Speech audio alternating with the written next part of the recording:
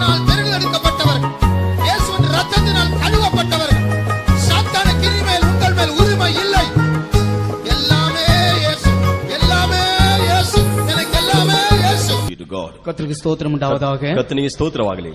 For our meditation, let's open our Bible to the book of Exodus, chapter 35, and read verse 15. நம்முடைய இன்றைய காலை தியானத்திற்காக யாத்ராகமம் 35ஆம் அதிகாரம் 33ஆம் அதிகாரம் 15ஆம் வசனத்திற்கு நம்முடைய வேதாகமங்களை திருப்புவோம். ನಮ್ಮ ಧ್ಯಾನಕ್ಕಾಗಿ ಮೋಚನ ಕಾಂಡ 33 ಅದನ್ನ ವಾಕ್ಯಗಳು ನಾವು ಸತ್ಯವೇದನ ತಿರುಗಿಸೋಣ. அப்பொழுது அவன் அவரை நோக்கி, உம்முடைய சமூகம் என்னோட கூட செல்லாமற் போனால் எங்களை இவ்விடத்திலிருந்து கொண்டு போகாதிரும். ಅದಕ್ಕೆ ಮೋಶೆ, ನೀನೇ ನಮ್ಮ ಸಂಗಡ ಬಾರದೆ ಹೋದರೆ ನಮ್ಮನ್ನು ಇಲ್ಲಿಂದ ಹೋಗಗೊಡಿಸಬಾರದು. Verse 14 in English. 14 in English. ஆங்கிலத்தில் 14ஆம் வசனம். And he said, oh sorry 15. 15ஆம் வசனம்.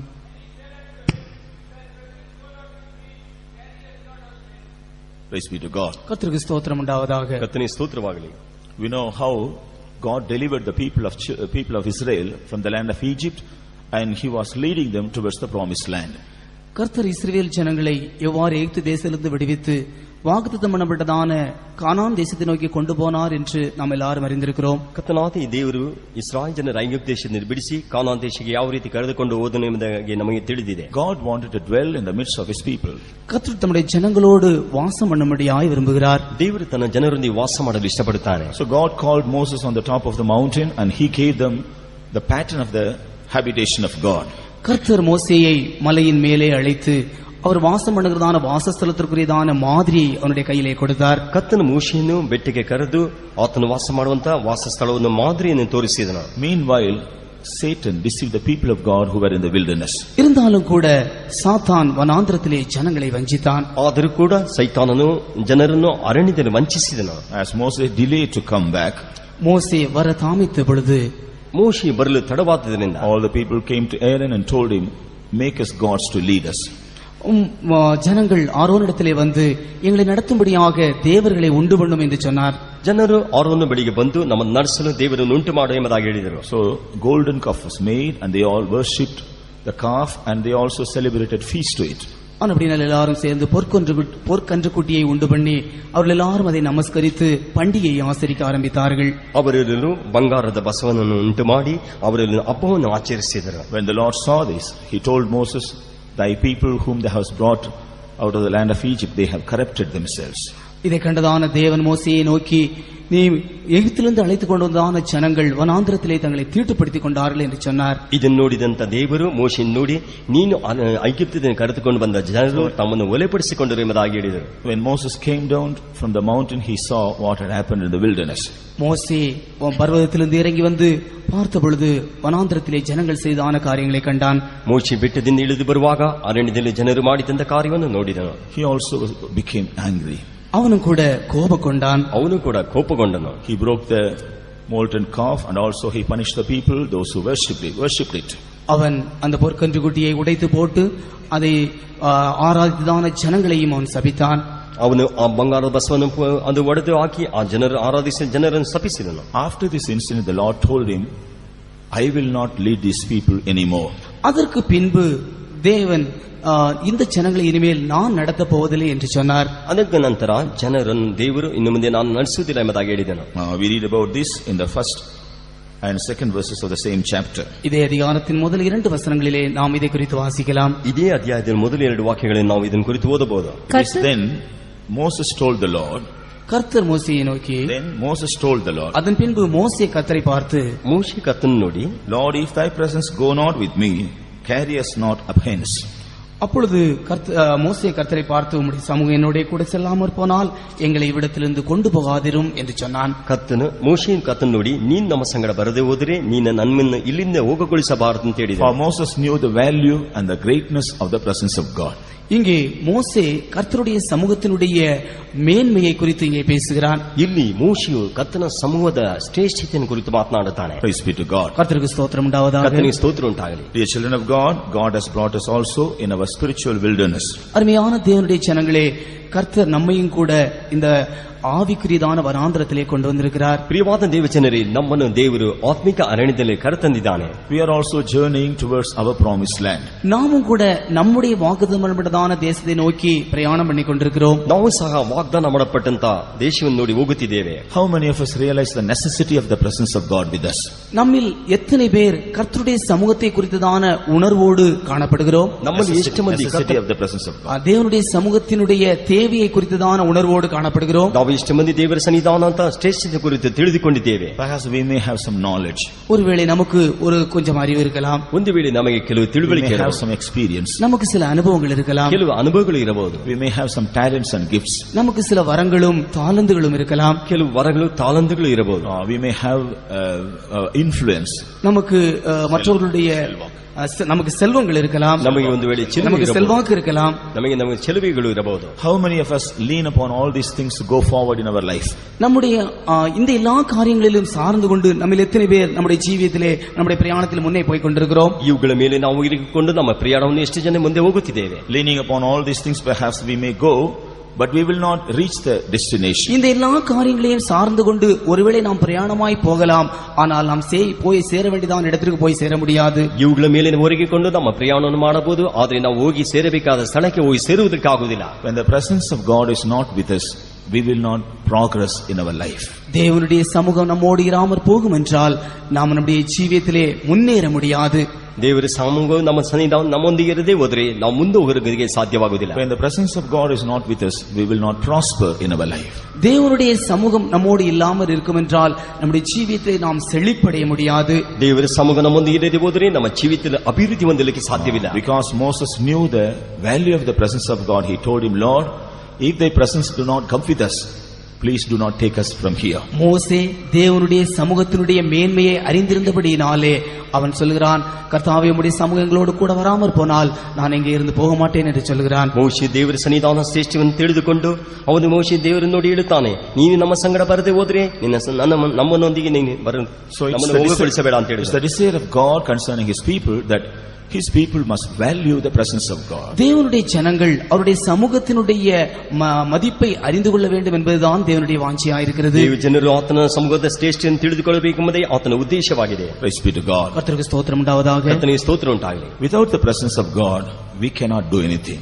தேவனுடைய சமூகம் இல்லாமல் நாம் எந்த காரியத்தையும் செய்ய முடியாது. ದೇವರ ಸಮೂಹವಿಲ್ಲದೆ ನಾವು ಏನು ಕಾರ್ಯವೂ ಮಾಡಲಿಕ್ಕೆ ಸಾಧ್ಯವಿಲ್ಲ. Today we are going to meditate about some of the benefits of the presence of God. நாம் இன்றைக்கு தேவனுடைய சமூகத்தினால் உண்டாகக்கூடியதான சில நன்மைகளை குறித்து தியானிக்க போகிறோம். ಇಂದು ನಾವು ದೇವರ ಸನ್ನಿಧಾನದಲ್ಲಿ ಉಂಟಾಗುವಂತ ಮೇಲುಗಳನ್ನು ಕುರಿತು ತಿಳಿಯಲಿದ್ದೇವೆ. First of all, we have to meet certain conditions to retain the presence of God with us. முதலாவதாக நாம் தேவனுடைய சமூகம் நம்மோடு இருக்கும்படியாக சில நிபந்தனைகளை நாம் சந்திக்க வேண்டும். ದೇವರ ಸನ್ನಿಧಾನ ನಮ್ಮೊಂದಿಗೆ ಇರುವುದಕ್ಕೆ ಕೆಲವು ನಿಬಂಧನೆಗಳನ್ನು ನಾವು When we ಪಾಲಿಸಬೇಕು. are not willing to meet all these conditions, we cannot preserve the presence of God with us. நாம் இந்த நிபந்தனைகளை நாம் சந்திக்காவிட்டால் தேவ சமூகத்திலே நாம் இருக்க முடியாது. ಈ ನಿಬಂಧನೆಗಳನ್ನು ನಾವು ಪಾಲಿಸದೆ ಹೋದರೆ ನಾವು ದೇವ ಸನ್ನಿಧಾನ ಇರಲಿಕ್ಕೆ ಸಾಧ್ಯವಾಗುವುದಿಲ್ಲ. Of course, many things are mentioned in the scripture, but I would like to place before you three important conditions. இந்த கர்த்தருடைய வேத வசனத்தில் இதை குறித்து அநேக காரியங்கள் சொல்லப்பட்டிருக்கிறது. அதிலே 3 காரியங்களை நான் இன்று உங்களுக்கு சொல்லும்படியாய் வாஞ்சிக்கிறேன். ಕರ್ತನ ವಾಕ್ಯದಲ್ಲಿ ಅನೇಕ ಅರ್ಥಗಳು ಹೇಳಲ್ಪಟ್ಟಿದೆ, ಅದರಲ್ಲಿ 3 ಕಾರ್ಯಗಳು ನಿಮಗೆ ಹೇಳಲು ಬಯಸುತ್ತೇನೆ. When we turn to the book of Deuteronomy, chapter 23 and verse 14, உபாகமம் 23 அதிகாரம் 14 வசனத்தை நாம் வாசிக்கும் பொழுது, உன் தேவனாகிய கர்த்தர் உன்னை ரட்சிக்கவும் உன் சத்துருக்களை உனக்கு ஒப்புக் கொடுக்கவும் உன் பாளையத்திற்குள்ளே உலாவிக் கொண்டிருக்கிறார். ஆகையால் அவர் உன்னிடத்தில் அசுசியான காரியத்தை கண்டு உன்னை விட்டு போகாதபடிக்கு உன் பாளையம் சுத்தமாயிருக்க கடவது. ದೇವರಾದ ಯೆಹೋವನು ನಿಮ್ಮನ್ನು ಕಾಪಾಡುವುದಕ್ಕೂ ಶತ್ರುಗಳನ್ನು ನಿಮ್ಮ ಕೈವಶ ಮಾಡುವುದಕ್ಕೂ ನಿಮ್ಮ ಪಾಳೆಯದೊಳಗೆ ಸಂಚಾರ ಮಾಡುತ್ತಾನಲ್ಲ, ಆದುದರಿಂದ ಪಾಳೆಯವು ನಿರ್ಮಲವಾಗಿರಬೇಕು. ನಿಮ್ಮಲ್ಲಿ ಅಶುಚಿ ಏನಾದರೂ ಕಂಡು ಬಂದರೆ ಆತನು ನಿಮ್ಮ ಬಿಟ್ಟು ಹೋದನು.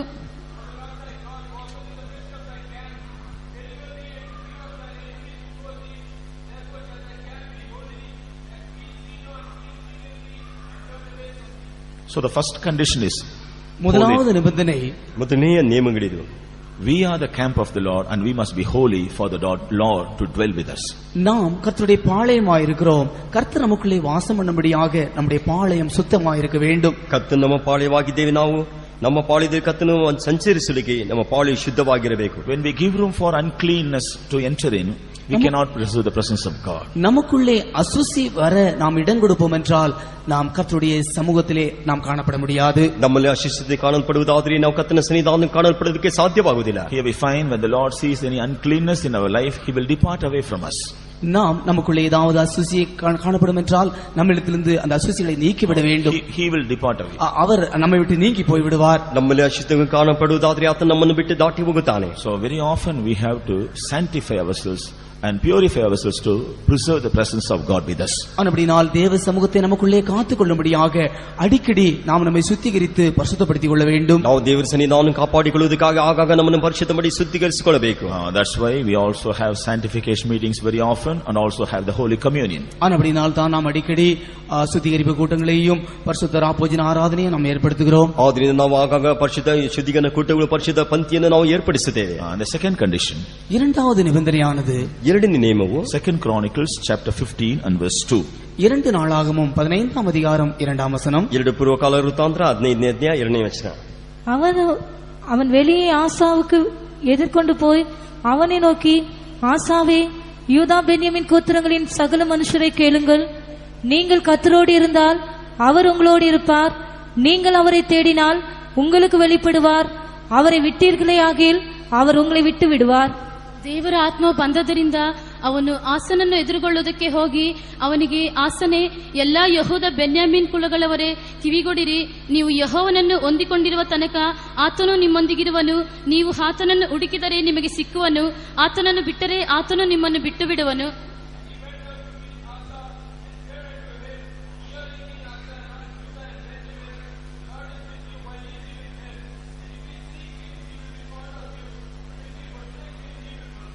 Praise be to God. கர்த்தருக்கு ஸ்தோத்திரம் உண்டாவதாக. ಕರ್ತನಿಗೆ ಸ್ತೋತ್ರವಾಗಲಿ.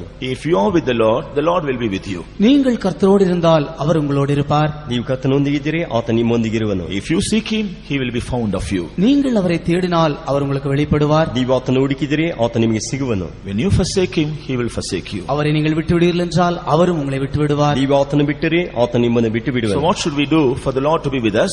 கர்த்தர் நம்மோடு இருக்கும்படியாக நாம் என்ன செய்ய வேண்டும்? ಕರ್ತ ನಮ್ಮ ಸಂಗಡ ಇರಬೇಕಾದ್ರೆ ನಾವು ಏನು We ಮಾಡಬೇಕು? must learn to be with the Lord. நாம் கர்த்தரோடு இருக்க கற்றுக்கொள்ள வேண்டும். ನಾವು ಕರ್ತನಿಗೆ ಇರುವುದನ್ನು ಅಭ್ಯಾಸ ಮಾಡಿಕೊಳ್ಳಬೇಕು. We must learn to seek the Lord for everything. நாம் எல்லா காரியங்களிலேயும் கர்த்தரை தேடும்படியாக கற்றுக்கொள்ள வேண்டும். ನಾವು ಎಲ್ಲಾ ಕಾರ್ಯವನ್ನು ಕರ್ತನ ಹುಡುಕುವಂತ ಅಭ್ಯಾಸ ಮಾಡಿಕೊಳ್ಳಬೇಕು. One of the reasons for God to forsake Saul is கர்த்தர் சவுலை கைவிடுவதற்கு ஒரு காரணம் என்னவென்றால், ಕರ್ತನ ಸೌಲನ್ನು ಕೈ ಬಿಡೋದಕ್ಕೆ ಒಂದು ಕಾರಣ ಏನೆಂದ್ರೆ, after being anointed as king, he never sought the Lord. அவன் அபிஷேகம் பண்ணப்பட்ட அவன் ராஜாவாக அபிஷேகம் பண்ணப்பட்ட பின்பு அவன் ஒருபோதும் கர்த்தரை தேடவில்லை.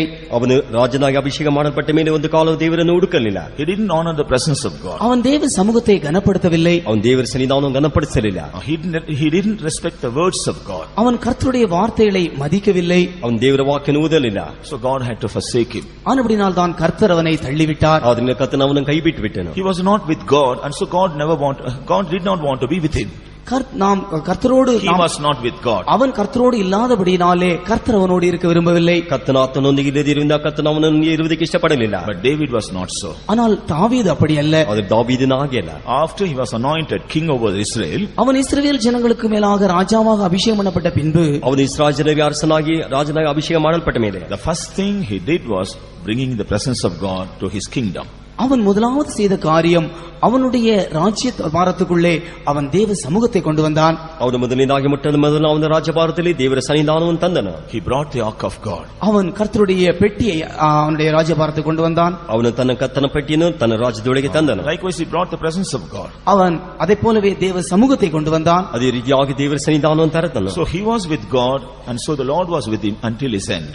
அவன் கர்த்தரோடு இருந்தபடியினால் அவனுடைய கடைசி வரைக்கும் கர்த்தர் அவனோடு கூட இருந்தார். ಅವನು ಕರ್ತನೊಂದಿಗೆ ನಿಮಿತ್ತವಾಗಿ ಕಡೆಯವರೆಗೂ ಕರ್ತನ ಅವನ ಸಂಗಡ ಇದ್ದನು. So dear children of God, how many of us are willing to bring the ark of God into our life as well as in our houses? அருமையான தேவனுடைய பிள்ளைகளே, நம்மில் எத்தனை பேர் கர்த்தருடைய பெட்டியை நம்முடைய ஜீவியத்திற்குள்ளும் நம்முடைய வீட்டிற்குள்ளும் கொண்டு வர நாம் ஆசைப்படுகிறோம்? ಪ್ರಿಯವಾದ ದೇವರ ಜನರೇ, ನಮ್ಮಲ್ಲಿ ಎಷ್ಟು ಮಂದಿ ಕರ್ತನ ಪೆಟ್ಟಿಗೆಯನ್ನು ನಮ್ಮ ಜೀವಿತದಲ್ಲೂ ನಮ್ಮ ಮನೆಯಲ್ಲಿ ತರಲಿಕ್ಕೆ ಇಷ್ಟಪಡುತ್ತೇವೆ? When we are willing to be seen with the Lord, then the Lord will be with us. கர்த்தரை நாம் தேடும்படியாக நாம் மனப்பூர்வமாக தேடும் பொழுது, When we are willing to be seen with the Lord, he will be with us. தேவனோடு நாம் இருக்கும்படியாக நாம் விரும்பினால் கர்த்தர் நம்மோடு கூட இருப்பார். ದೇವರೊಂದಿಗೆ ಇರುವುದಕ್ಕೆ ಇಷ್ಟಪಡುವುದಾದರೆ ದೇವರು ನಮ್ಮೊಂದಿಗೆ ಇರುವುದಕ್ಕೆ ಇಷ್ಟಪಡುತ್ತಾನೆ. And also we must seek the Lord for everything. Seek the Lord for everything. நாம் எல்லா காரியங்களுக்கும் கர்த்தரையே தேட வேண்டும். ನಾವು ಎಲ್ಲಾ ಕಾರ್ಯಕ್ಕೆ ಕರ್ತನನ್ನೇ ಭರವಸೆ ಇಡಬೇಕು. Certain things we do, in order to grieve God. சில காரியங்களை கர்த்தரை துக்கப்படுத்தும்படியாக நாம் செய்கிறோம். ಕೆಲವು ಕಾರ್ಯಗಳನ್ನು ದೇವರು ದುಃಖಪಡಿಸುವಂತೆ ನಾವು ಮಾಡುತ್ತೇವೆ. Certain things we do that may not please God. கர்த்தருக்கு பிரியமில்லாத சில காரியங்களை நாம் செய்கிறோம். ಕರ್ತನಿಗೆ ಮೆಚ್ಚುಗೆಯಿರುವ ಕಾರ್ಯಗಳನ್ನು ಕೆಲವು In ಮಾಡುತ್ತೇವೆ. all those occasions we will not seek the Lord. அப்படிப்பட்டதான சந்தர்ப்பங்களிலே நாம் கர்த்தரை தேடுவதில்லை. ಅಂತ ಸಂದರ್ಭದಲ್ಲಿ ನಾವು ಕರ್ತನ ಹುಡುಕುವುದಿಲ್ಲ. We try to avoid God and do everything. நாம் கர்த்தரை விட்டு நாம் காரியங்களை செய்ய முடியாய் முற்படுகிறோம். ನಾವು ಕರ್ತನ ಬಿಟ್ಟು ದೇವರ ಆರಾಧನೆ ಮಾಡೋದಕ್ಕೆ ಹೊರಡುತ್ತೇವೆ. Then in all these occasions we will be losing the presence of God. அப்பேற்பட்டதான எல்லா சந்தர்ப்பங்களிலும் தேவ சமூகத்தை நாம் இழந்து போகிறோம். ಆ ಸಂದರ್ಭದಲ್ಲೆಲ್ಲ ನಾವು ದೇವರ ಸನ್ನಿಧಾನವನ್ನು ಕಳೆದುಕೊಳ್ಳುತ್ತೇವೆ. In this new year, during the past 5 months, let us examine and find out in how many occasions we avoided the presence of God and did many things. இந்த புதிய வருஷத்தினுடைய 5 மாதங்கள் கடந்து போனதான 5 மாதங்களை நாம் யோசித்து பார்ப்போம். நாம் எத்தனை சந்தர்ப்பங்களிலே தேவனை விட்டு தேவனுடைய சமூகத்தை விட்டு மற்ற காரியங்களை நாம் செய்திருக்கிறோம். ಈ ವರ್ಷದ 5 ತಿಂಗಳು ದಾಟಿ ಹೋಯಿತು. ನಾವು ಇಷ್ಟು ಸಾರಿ ನಾವು ದೇವರ ಸನ್ನಿಧಾನ ದೇವರ ಸಮೂಹವನ್ನು ಬಿಟ್ಟು ನಾವು ದಾಟಿ ಹೋಗಿದ್ದೇವೆ. Instead of seeking God, we would have sought many other things.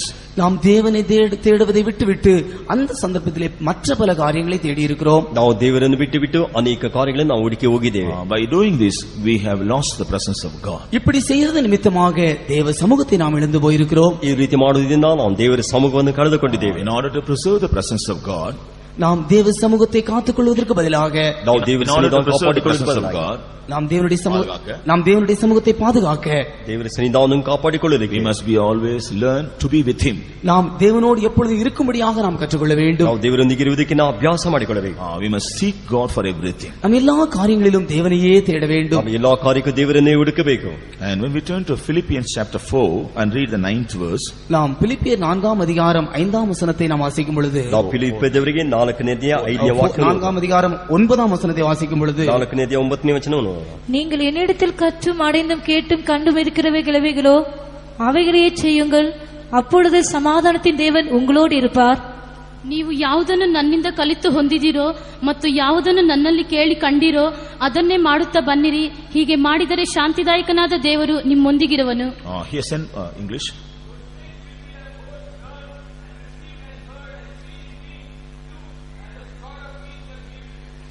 Concerning the Philippian church, St. Paul says, பிலிப்பிய சபையை பார்த்து அப்போஸ்தலனாகிய பவுல் சொல்லும் பொழுது, ಫಿಲಿಪ್ಪಿ ಸಭೆಯನ್ನುடைய ಅಪೊಸ್ತಲನಾದ ಪೌಲನು ಹೇಳುವಾಗ, you have learned many things from me.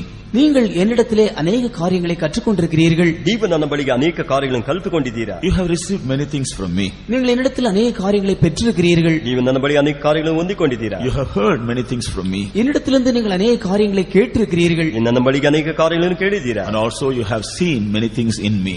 எனக்குள்ளேயும் அநேக காரியங்களை நீங்கள் கண்டும் இருக்கிறீர்கள். ನನ್ನಲ್ಲಿ ಅನೇಕ ಕಾರ್ಯಗಳನ್ನು ನೀವು ಕಂಡುಕೊಂಡಿದ್ದೀರಾ. So whatever you have learned, received, whatever you have seen and heard, do accordingly. நீங்கள் என்னிடத்திலே கண்டும் கற்றும் அடைந்தும் கேட்டும் கண்டும் இருக்கிறதான அப்பேற்பட்ட காரியங்களை நீங்கள் செய்யுங்கள். ನೀವು ನನ್ನ ಬಳಿಗೆ ಕಂಡಿದ್ದನ್ನು ಕೇಳಿದನ್ನು ನೋಡಿದ್ದನ್ನು ನೀವು ಅದೇ ರೀತಿಯಾಗಿ ನೀವು ಮಾಡಿರಿ. Then God of peace will be with you. அப்பொழுது சமாதானத்தின் தேவன் உங்களோடு இருப்பார். ಆಗ ಶಾಂತಿದಾಯಕನ ದೇವರು ನಿಮ್ಮ ಸಂಗಡ ಇರುವನು. Why God brings us to the presence of God very often? கர்த்தர் எதற்காக நம்மை அடிக்கடி தேவ சமூகத்திற்கு கொண்டு வருகிறார்? ಕರ್ತನ ಯಾತಕ್ಕೆ ಆಗಾಗ ದೇವರ ಸನ್ನಿಧಾನ ಕರೆತಿರ್ತಾನೆ. To learn many things. நாம் ಅನೇಕ காரியங்களை கற்றுக்கொள்ளும்படியாக, ನಾವು ಅನೇಕ ಕಾರ್ಯಗಳನ್ನು To ಕಲಿತುಕೊಳ್ಳುವುದಕ್ಕೆ, receive many things. நாம் ಅನೇಕ காரியங்களை பெற்றுக்கொள்ளும்படியாக, ಅನೇಕ ಕಾರ್ಯಗಳು To ಹೊಂದಿಕೊಳ್ಳುವುದಕ್ಕೆ, hear many things. நாம் அநேக காரியங்களை கேட்கும்படியாக, ಅನೇಕ ಕಾರ್ಯಗಳು ಕೇಳುವುದಕ್ಕಾಗಿ, To see many things. அநேக காரியங்களை காணும்படியாக, ಅನೇಕ ಕಾರ್ಯಗಳನ್ನು ನೋಡುವುದಕ್ಕಾಗಿ. So whenever the Lord brings us to the presence of God, through the saints of God, God is doing all these things. நாம் எப்பொழுதெல்லாம் கர்த்தருடைய சமூகத்திற்கு கர்த்தர் நம்மை கொண்டு வருகிறாரோ அந்த சமயங்களில் எல்லாம் கர்த்தருடைய பரிசுத்தவான்கள் மூலமாக இந்த காரியங்களை நமக்கு செய்கிறார். ಕರ್ತನು ನಮ್ಮನ್ನು ದೇವರ ಸನ್ನಿಧಾನ ಕರೆತರುವಾಗಲ ಪರಿಶುದ್ಧರ ಮೂಲಕವಾಗಿ ಕರ್ತನು ಇಂಥ ಕಾರ್ಯಗಳನ್ನು ನಮ್ಮಲ್ಲಿ ಮಾಡುತ್ತಾನೆ. After hearing, after seeing, after learning many things, how are we living?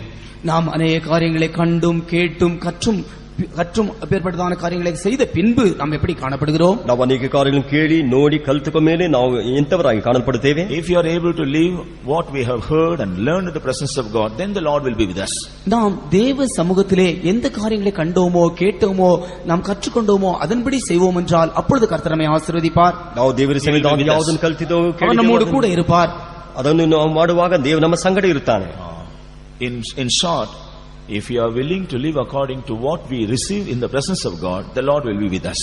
நாம் சுருக்கமாய் சொல்ல வேண்டுமென்றால் தேவ சமூகத்திலே நாம் என்ன கண்டோமோ என்ன கேட்டோமோ எதை கற்றுக்கொண்டோமோ அதன்படி செய்வோம் என்றால் கர்த்தர் நம்மோடு கூட இருப்பார். ಸಂಕ್ಷಿಪ್ತವಾಗಿ ಹೇಳುವುದಾದರೆ ದೇವರ ಸನ್ನಿಧಾನ ಯಾವುದನ್ನು ನೋಡಿದೆವೋ ಯಾವುದನ್ನು ಕೇಳಿದೆವೋ ಯಾವುದನ್ನು ಕಲಿತುಕೊಂಡು ಅದನ್ನು ಮಾಡುವುದಾದರೆ ದೇವ ನಮ್ಮ ಮೇಲೆ ಮೆಚ್ಚುಗೆಯಾಗಿರುತ್ತಾನೆ. When we don't learn to live according to what we have received in the presence of God, the Lord shall not be with us. நாம் தேவ சமூகத்திலே எதை கற்றுக்கொண்டோமோ அதன்படி நாம் ஜீவிக்காவிட்டால் கர்த்தர் நம்மோடு கூட இருக்க மாட்டார். ದೇವರ ಸನ್ನಿಧಾನ ನಾವು ಯಾವುದನ್ನು ಕಲಿತುಕೊಂಡು ಆ ರೀತಿ ಮಾಡದೆ ಹೋದರೆ ದೇವ ನಮ್ಮ ಮೇಲೆ ಮೆಚ್ಚುಗೆಯಾಗಿರುವುದಿಲ್ಲ. So we have to pay the price to preserve the presence of God with us.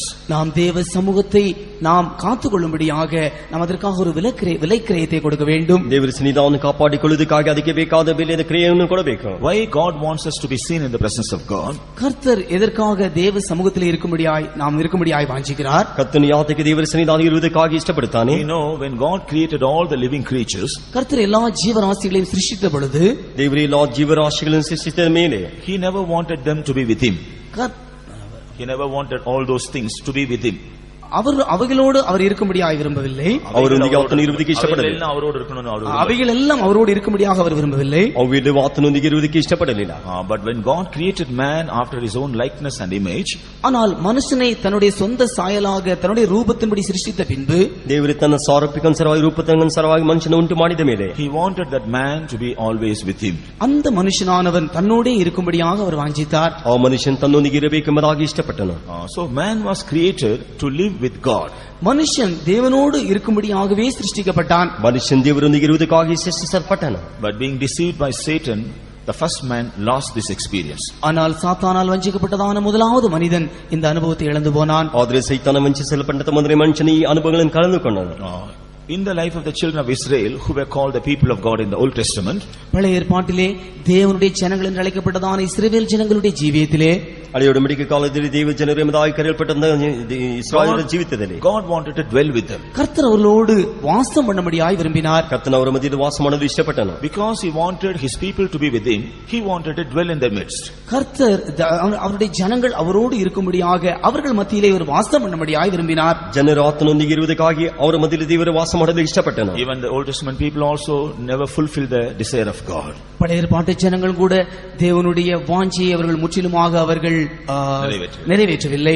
ಹಳೆಯ ಒಡಂಬಡಿಕೆ ಕಾಲದಲ್ಲಿರುವಂತಹ ಜನರು ದೇವರ ಯೋಜನೆಯನ್ನು ಸಂಪೂರ್ಣವಾಗಿ ನೆರವೇರಿಸಲಿಲ್ಲ. In the New Testament, புதிய ஏற்பாட்டிலே ಹೊಸ ಒಡಂಬಡಿಕೆಯಲ್ಲಿ after saving us through the blood of Jesus, கர்த்தராகிய இயேசு கிறிஸ்து இரத்தத்தின் மூலமாக அவர் நம்மை ரட்சித்த பின்பு ಕರ್ತನಾದ ಯೇಸು ಕ್ರಿಸ್ತನ ಮೂಲಕವಾಗಿ ಆತನು ನಮ್ಮನ್ನು ರಕ್ಷಿಸಿದ He ಮೇಲೆ has anointed many of us with the Holy Spirit. நம்மில் அநேகரை பரிசுத்தாவின் அபிஷேகத்தினால் அவர் அபிஷேகித்த பின்பு ನಮ್ಮನ್ನ ಅನೇಕರನ್ನು ಪರಿಶುದ್ಧಾತ್ಮನ ಅಭಿಷೇಕದ ಮೇಲೆ Why we are anointed by the Holy Spirit? நாம் எதற்காக பரிசுத்தாவினாலே அபிஷேகிக்கப்பட்டோம்? ನಾವು ಯಾತಕ್ಕಾಗಿ ಪರಿಶುದ್ಧಾತ್ಮನ ಅಭಿಷೇಕಿಸಲ್ಪಟ್ಟೆವು? When we turn to John's Gospel chapter 14 and when we read the 20th verse, யோவானின் சுவிசேஷம் 14ஆம் அதிகாரம் 20ஆம் வசனத்தை நாம் வாசிக்கும் பொழுது ಯೋಹಾನನ ಸುವಾರ್ತೆ 14ನೇ ಅಧ್ಯಾಯ 20ನೇ ವಚನವನ್ನು ಓದುವಾಗ Jesus said, "In that day ye shall know that I am in my Father, and I in you, and you in me." இயேசு சொல்லும் பொழுது நான் உங்களிலும் நீங்கள் என்னிலும் என் பிதா உங்களிலும் இருக்கும்படியாக என்று சொன்னார். ಯೇಸು ಹೇಳಿದನು, ನಾನು ನನ್ನ ತಂದೆಯಲ್ಲಿಯೂ ನೀವು ನನ್ನಲ್ಲಿಯೂ ನಾನು ನಿಮ್ಮಲ್ಲಿ ಇರುವುದನ್ನು ಆ ದಿನದಲ್ಲಿ ತಿಳಿದುಕೊಳ್ಳುವಿರಿ. From this we understand Jesus wanted to dwell with the people, those who are anointed by the Holy Spirit.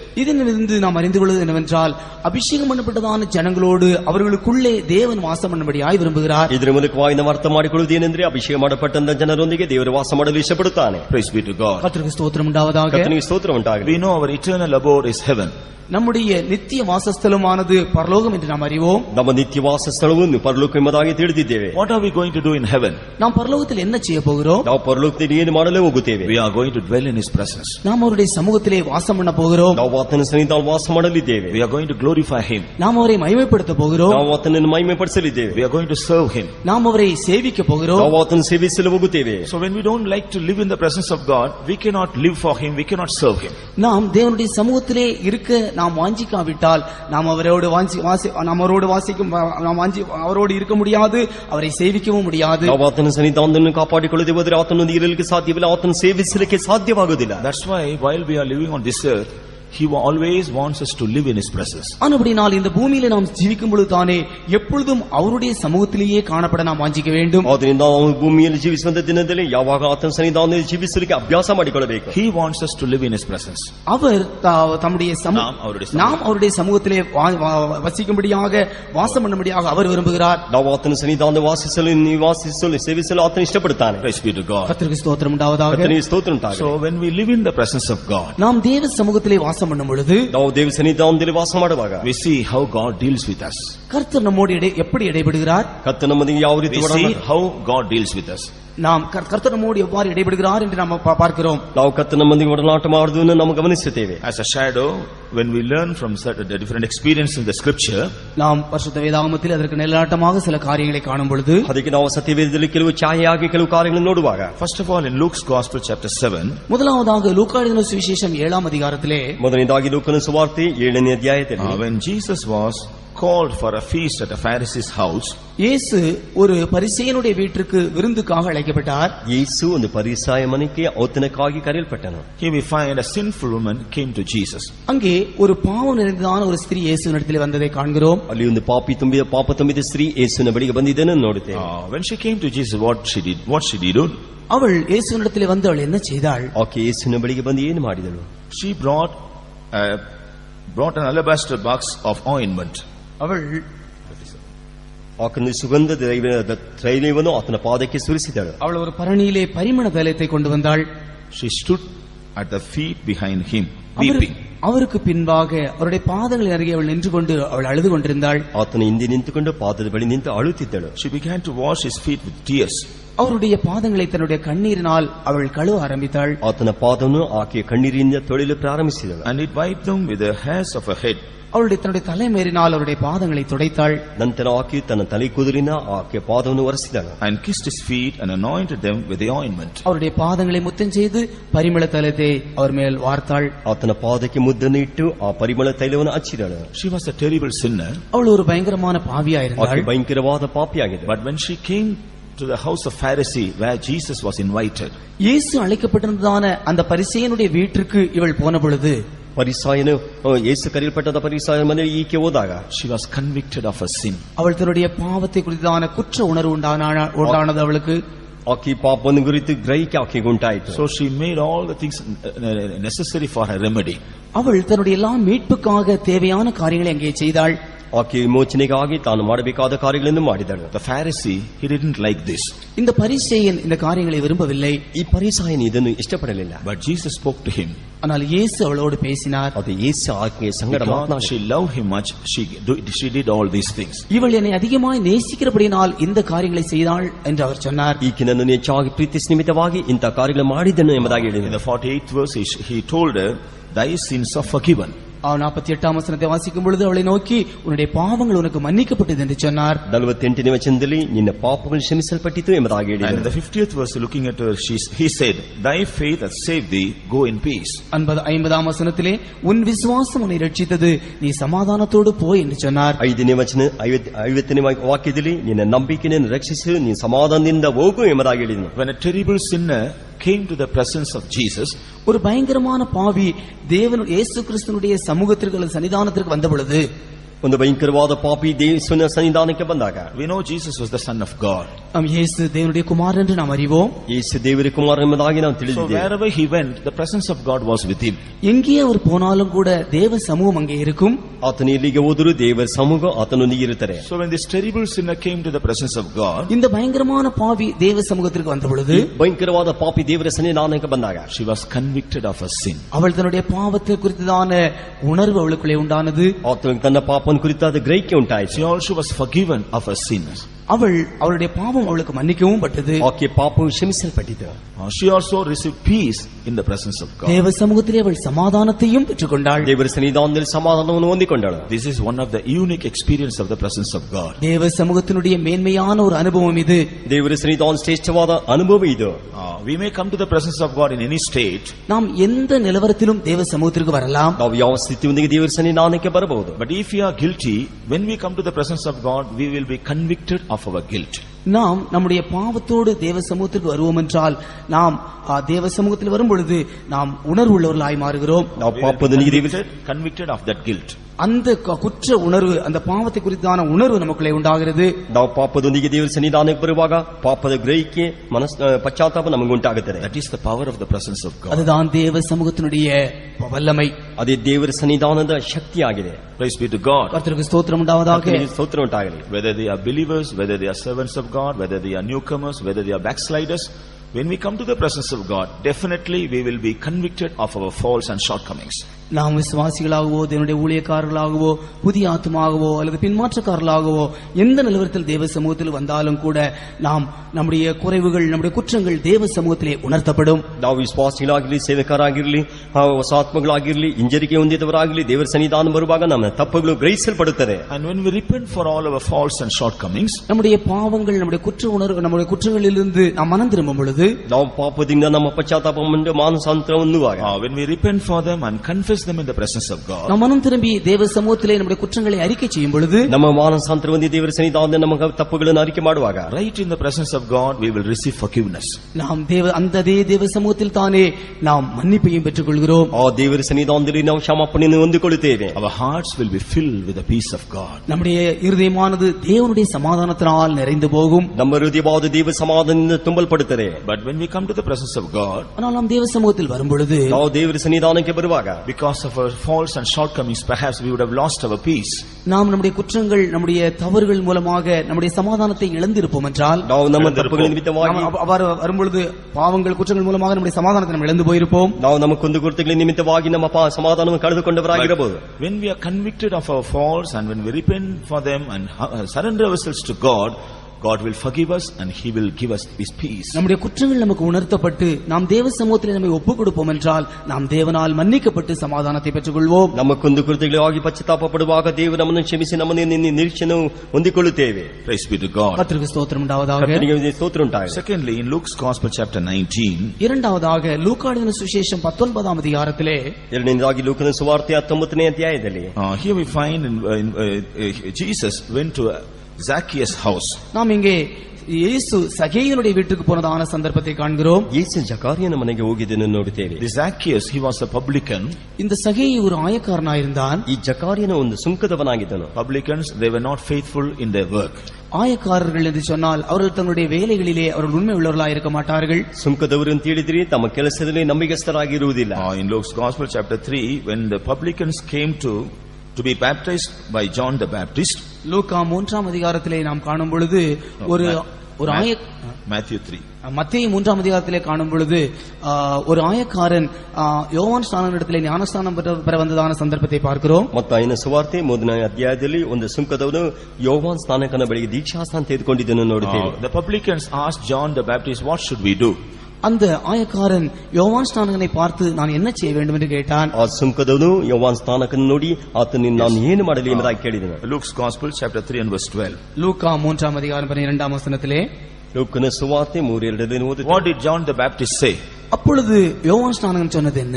ಆಗ ಸ್ನಾನಿಕನಾದ ಯೋಹಾನನು ಹೇಳಿದನು, verse 13, exact no more than that which is appointed you. 13ஆம் வசனத்தில் நாம் வாசிக்கும் பொழுது, அதற்கு யோவான் ஸ்நானகன் உங்களுக்கு கட்டளையிட்டதற்கு அதிகமாய் ஒன்றும் வாங்காதிருங்கள் என்று சொன்னான். 13ನೇ ವಾಕ್ಯದಲ್ಲಿ ನಿಮಗೆ ನೇಮಿಸಲ್ಪಟ್ಟಿರುವುದಕ್ಕೂ ಹೆಚ್ಚಾಗಿ ನೀವು ತೆಗೆದುಕೊಳ್ಳಬಾರದು ಎಂಬುದಾಗಿ ಹೇಳಿದನು. So they were receiving many things more than what they should receive.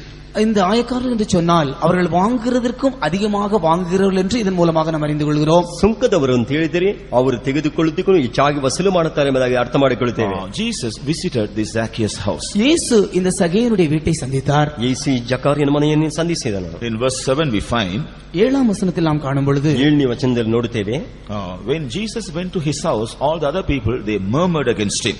இயேசு அவனுடைய வீட்டுக்குள் பிரவேசித்த பொழுது மற்ற எல்லா ஜனங்களும் அதை கண்டு முறுமுறுத்தார்கள்.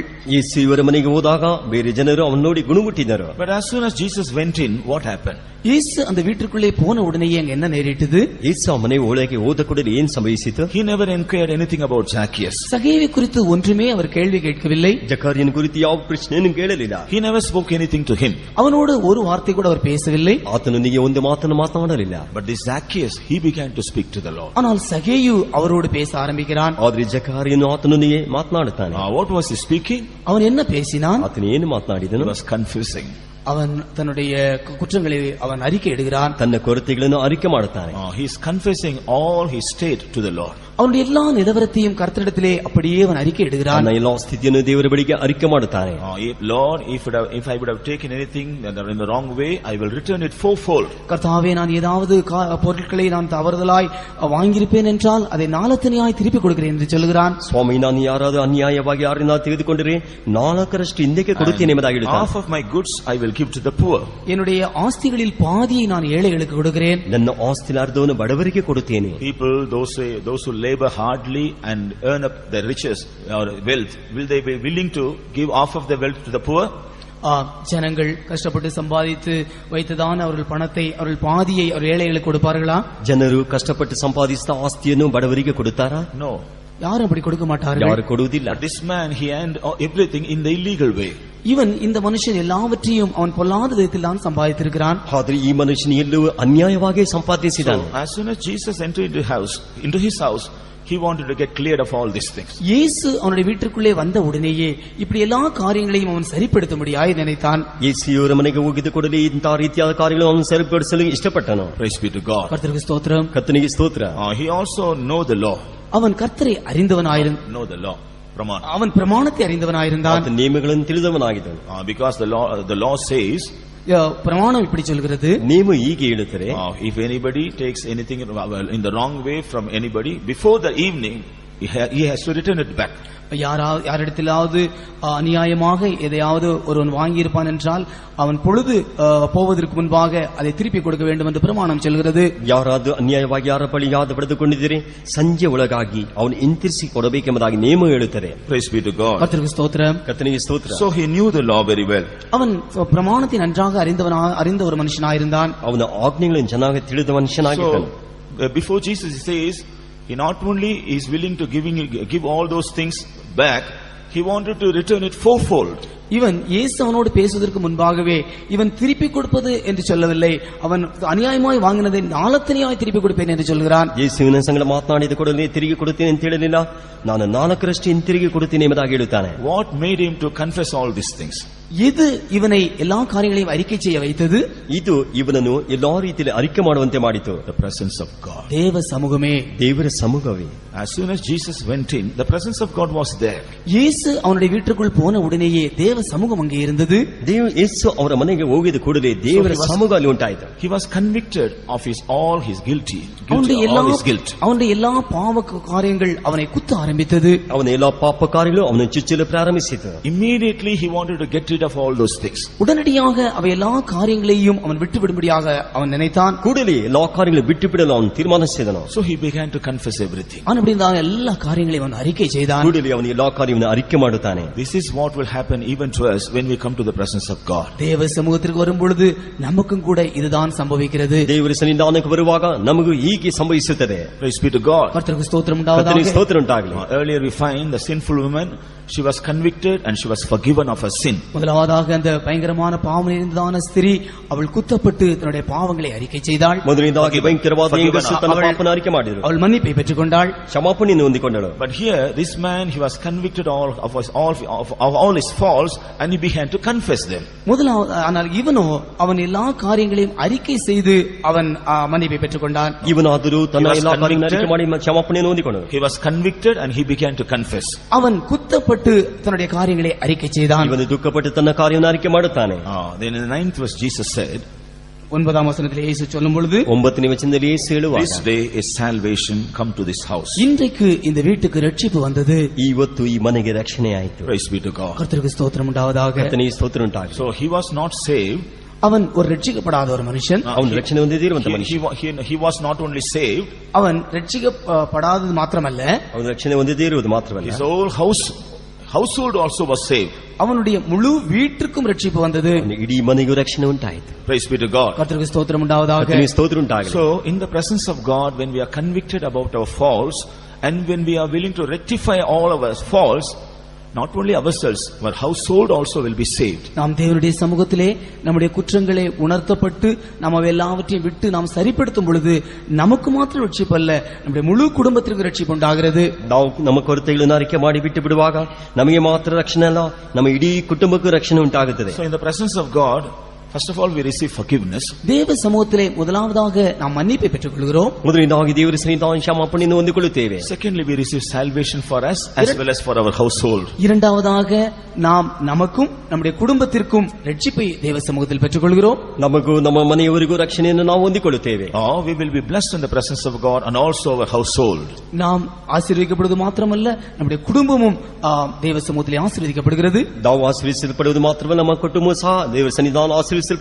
Praise be to God. கர்த்தருக்கு ஸ்தோத்திரம் உண்டாவதாக. ಕರ್ತನಿಗೆ ಸ್ತೋತ್ರ ಉಂಟಾಗಲಿ. When we turn to 1 Samuel chapter 1, 1 Samuel முதலாம் அதிகாரத்திற்கு நாம் திரும்பும் பொழுது ಮೊದಲನೇ ಸಾಮುವೇಲ ಮೊದಲನೇ ಅಧ್ಯಾಯಕ್ಕೆ ನಾವು ತಿರುಗಿಸುವಾಗ here we read about a woman. இங்கே நாம் ஒரு ஸ்திரியை குறித்து வாசிக்கிறோம். ಇಲ್ಲಿ ನಾವು ಒಂದು ಹೆಂಗಸನ್ನು ಕುರಿತು ಓದುತ್ತೇವೆ. She was full of grief in their heart. அவள் ஒரு மன கிளேசம் உள்ளதான ஒரு ஸ்திரியாயிருந்தாள். ಆಕೆ ಮನವ್ಯತೆಯುಳ್ಳ ಸ್ತ್ರೀಯಾಗಿ ಕಾಣಲ್ಪಟ್ಟಳು. She had a great need. அவளுக்கு ஒரு பெரிய தேவை இருந்தது. ಆಕೆಗೆ ಒಂದು ಮಗು ಅವಶ್ಯಕತೆ. No one was able to help her. அவளுக்கு யாருமே உதவி செய்ய முடியவில்லை. ಆಕೆಗೆ ಯಾರು ಸಹಾಯ ಮಾಡಲಿಲ್ಲ. She had a beloved husband. அவளுக்கு ஒரு அருமையான கணவன் இருந்தான். ಆಕೆಗೆ ಒಂದು ಅಂದವಾದ ಗಂಡನಿದ್ದನು. He loved her more than anybody else. எல்லாரை காட்டிலும் அதிகமாய் அவளை நேசித்தான். ಎಲ್ಲರಿಗಿಂತಲೂ ಈಕೆಯನ್ನು ಹೆಚ್ಚಾಗಿ But ಪ್ರೀತಿಸಿದನು. still that was not able to help her. என்றாலும் கூட அவளுக்கு உதவி செய்ய அவனாலும் முடியவில்லை. ಆದರೂ ಆಕೆಗೆ ಸಹಾಯ ಮಾಡಲಿಕ್ಕೆ ಅವನಿಂದ ಆಗಲಿಲ್ಲ. She was a barren woman. அவள் ஒரு மலடியான ஸ்திரியாயிருந்தாள். ಆಕೆ ಒಂದು ಬಂಜೆಯಾಗಿದ್ದಳು. She did not have children. அவளுக்கு பிள்ளைகள் இல்லை. ಆಕೆಗೆ ಮಕ್ಕಳಿರಲಿಲ್ಲ. That was a reproach for her. அவளுக்கு அது ஒரு நிந்தையா இருந்தது. ಅದು ಒಂದು ನಿಂದೆಯಾಗಿ ಆಕೆ Praise ಕಾಣಲ್ಪಟ್ಟಿತು. be to God. கர்த்தருக்கு ஸ்தோத்திரம் உண்டாவதாக. ಕರ್ತನಿಗೆ ಸ್ತೋತ್ರ ಉಂಟಾಗಲಿ. As a grieved woman, she came to the house of God. அவள் ஒரு துக்கம் நிறைந்ததான ஒரு ஸ்திரியாக தேவ சமூகத்திற்கு வந்தாள். ಆಕೆ ಒಂದು ದುಃಖ ತುಂಬಿದ ಸ್ತ್ರೀಯಾಗಿ ದೇವರ ಸನ್ನಿಧಾನಕ್ಕೆ ಬಂದಳು. All the others who came with her, they were offering sacrifices and they were doing many things.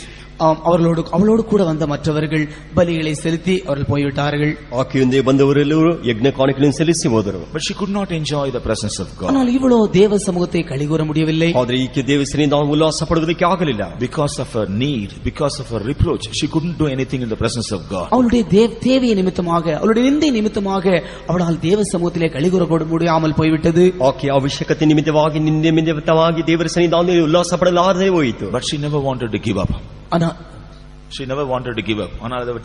ஆனால் அதை அப்படியே விட்டுவிட அவள் விரும்பவில்லை. ಆದರೆ ಆಕೆ ಹಾಗೆ ಬಿಟ್ಟು ಬಿಡಲು ಇಷ್ಟಪಡಲಿಲ್ಲ. She decided to pour her heart in the presence of God. அவள் தேவ சமூகத்திலே தன்னுடைய இருதயத்தை ஊற்றிவிட ஆரம்பித்தாள். ಆಕೆ ದೇವರ ಸನ್ನಿಧಾನದಲ್ಲಿ ತನ್ನ ಹೃದಯವನ್ನು ಸುರಿಸುವಳಾಗಿದ್ದಳು. Even she was misunderstood by the priest. அது ஆசாரியனுக்கு அது ஒரு தவறான அபிப்பிராயத்தை கொண்டு வந்தது. ಅದು ಯಾಜಕನೇ ತಪ್ಪದ ಅಭಿಪ್ರಾಯವನ್ನು ತಂದಿತು. The priest also rebuked her. அந்த ஆசாரியனும் கூட அவளை கடிந்து கொண்டான். ಆ ಯಾಜಕನು ಆಕೆಯನ್ನು ಗದರಿಸುತ್ತಾನೆ. But still she never gave up. என்றாலும் கூட அவள் அதை அப்படி விட்டுவிடவில்லை. ಆದರೂ ಆಕೆ ಅದನ್ನು ಆಕೆ ಬಿಟ್ಟು ಬಿಡಲಿಲ್ಲ. She poured her heart in the presence of God. தேவ சமூகத்திலே தன்னுடைய இருதயத்தை அவள் ஊற்றினாள். ದೇವರ ಸನ್ನಿಧಾನದಲ್ಲಿ ಹೃದಯವನ್ನು ಸುರಿಸಿದಳು. Praise be to God. கர்த்தருக்கு ஸ்தோத்திரம் உண்டாவதாக. ಕರ್ತನಿಗೆ ಸ್ತೋತ್ರ In ಉಂಟಾಗಲಿ. the 10th verse we find, 10ஆம் வசனத்தில் நாம் பார்க்கும் பொழுது, 10ನೇ ವಚನದಲ್ಲಿ ಓದುವಾಗ, and she was in bitterness of soul and prayed unto the Lord and wept sore. அவள் மனம் கசந்து மிகவும் அழுது கர்த்தரை நோக்கி விண்ணப்பம் பண்ணினாள். ಆಕೆ ಬಹು ದುಃಖದಿಂದ ಕಣ್ಣೀರು ಸುರಿಸುತ್ತಾ ಯೆಹೋವನನ್ನು ನೋಡಿ ಪ್ರಾರ್ಥಿಸಿದಳು. Praise be to God. கர்த்தருக்கு ஸ்தோத்திரம் உண்டாவதாக. ಕರ್ತನಿಗೆ ಸ್ತೋತ್ರ ಉಂಟಾಗಲಿ. When she poured her heart in the presence of God and prayed, அவள் தேவ சமூகத்திலே தன்னுடைய இருதயத்தை ஊற்றி அவள் விண்ணப்பம் பண்ணின பொழுது, ಆಕೆ ದೇವರ ಸನ್ನಿಧಾನದಲ್ಲಿ ತನ್ನ ಹೃದಯವನ್ನು ಸುರಿಸಿ ಪ್ರಾರ್ಥಿಸಿದಾಗ, we find in the 18th verse that her grief was removed from her heart. 18ஆம் வசனத்தில் வாசிக்கும் பொழுது அவளுடைய இருதயத்தின் பாரம் அவளை விட்டு நீக்கப்பட்டது என்று நாம் அங்கே வாசிக்கிறோம். 18ನೇ ವಾಕ್ಯದಲ್ಲಿ ಆಕೆ ಹೃದಯದ ಭಾರವು ನೀಗಿಸಲ್ಪಟ್ಟಿದೆ ಎಂಬುದನ್ನು ನೋಡುತ್ತೇವೆ. Of course our prayer was not immediately answered. ஒருவேளை நம்முடைய ஜெபமானது Her prayer, of course her prayer was not immediately answered. ஒருவேளை அவளுடைய ஜெபமானது அப்பொழுதே கேட்கப்படவில்லை என்றாலும் கூட, ಒಂದು ವೇಳೆ ಆಕೆ ಪ್ರಾರ್ಥನೆಯು ಆಗಲೇ ಕೇಳಲ್ಪಡದೆ ಹೋದರೂ, her grief was removed from her heart. அவளுடைய துக்கமானது அவருடைய இருதயத்தை விட்டு நீங்கிவிட்டது. ಆಕೆ ದುಃಖವಾದ ಹೃದಯದಿಂದ ನೀಗಿಸಲ್ಪಟ್ಟಿತು. And after some time God heard her prayer and answered her prayer. அதற்கு பின்பு கொஞ்ச நாட்களிலேயே அவளுடைய ஜெபத்தை கேட்டு அவளுடைய ஜெபத்திற்கு கர்த்தர் பதிலும் கொடுத்தார். ನಂತರ ಆಕೆ ಸ್ವಲ್ಪ ದಿನದೊಳಗಾಗಿ ಆತನ ಪ್ರಾರ್ಥನೆಯನ್ನು ಕೇಳಿ ಆಕೆ ಪ್ರಾರ್ಥನೆಯ ಪ್ರತಿಫಲವನ್ನು ಕೊಟ್ಟನು. She began to rejoice and glorify God. அவள் தேவ சமூகத்திலே அவள் களிகூர்ந்து சந்தோஷப்பட்டாள். ಆಕೆ ದೇವರ ಸನ್ನಿಧಾನದಲ್ಲಿ ಹರ್ಷಿಸಿ ಉಲ್ಲಾಸಪಟ್ಟಳು. This is how God wants to do with us also in His presence of God. அவருடைய சமூகத்திலே நமக்கும் கூட கர்த்தர் இந்த காரியத்தை தான் செய்ய வாஞ்சிக்கிறார். ಆತನ ಸನ್ನಿಧಾನದಲ್ಲಿ ಕರ್ತನು ನಮಗೆ ಇಂತಹ ಕಾರ್ಯವನ್ನು ಮಾಡಲು ಇಷ್ಟಪಡುತ್ತಾನೆ. The reason for the grief of Hannah was one thing. அந்த அந்நாளுடைய துக்கமானது ஒரு காரணமாயிருந்தது.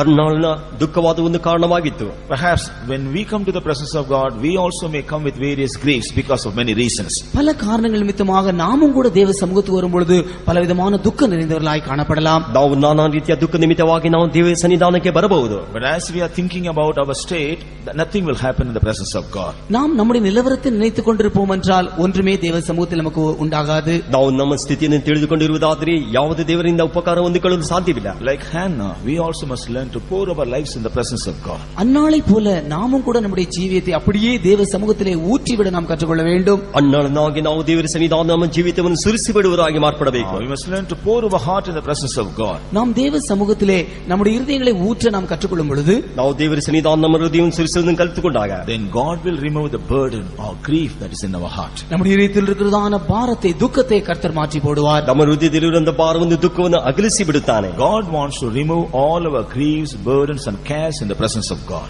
தேவ சமூகத்திலே நம்முடைய துக்கங்கள், நம்முடைய பாரங்கள், நம்முடைய கவலைகள் எல்லாவற்றையும் கர்த்தர் நீக்கும்படியாய் வாஞ்சிக்கிறார். ದೇವರ ಸನ್ನಿಧಾನದಲ್ಲಿ ನಮ್ಮ ಭಾರಗಳು ದುಃಖಗಳು ವೇದನೆ ಎಲ್ಲವನ್ನು ಬದಲಾಯಿಸಲು ದೇವರು ಇಷ್ಟಪಡುತ್ತಾನೆ. Here Hannah came to the presence of God with a heart of grief, but while she returned back, she didn't return back in that state. இங்கே அன்னாள் துக்கம் நிறைந்தவளாக தேவ சமூகத்திற்கு வந்தாள்.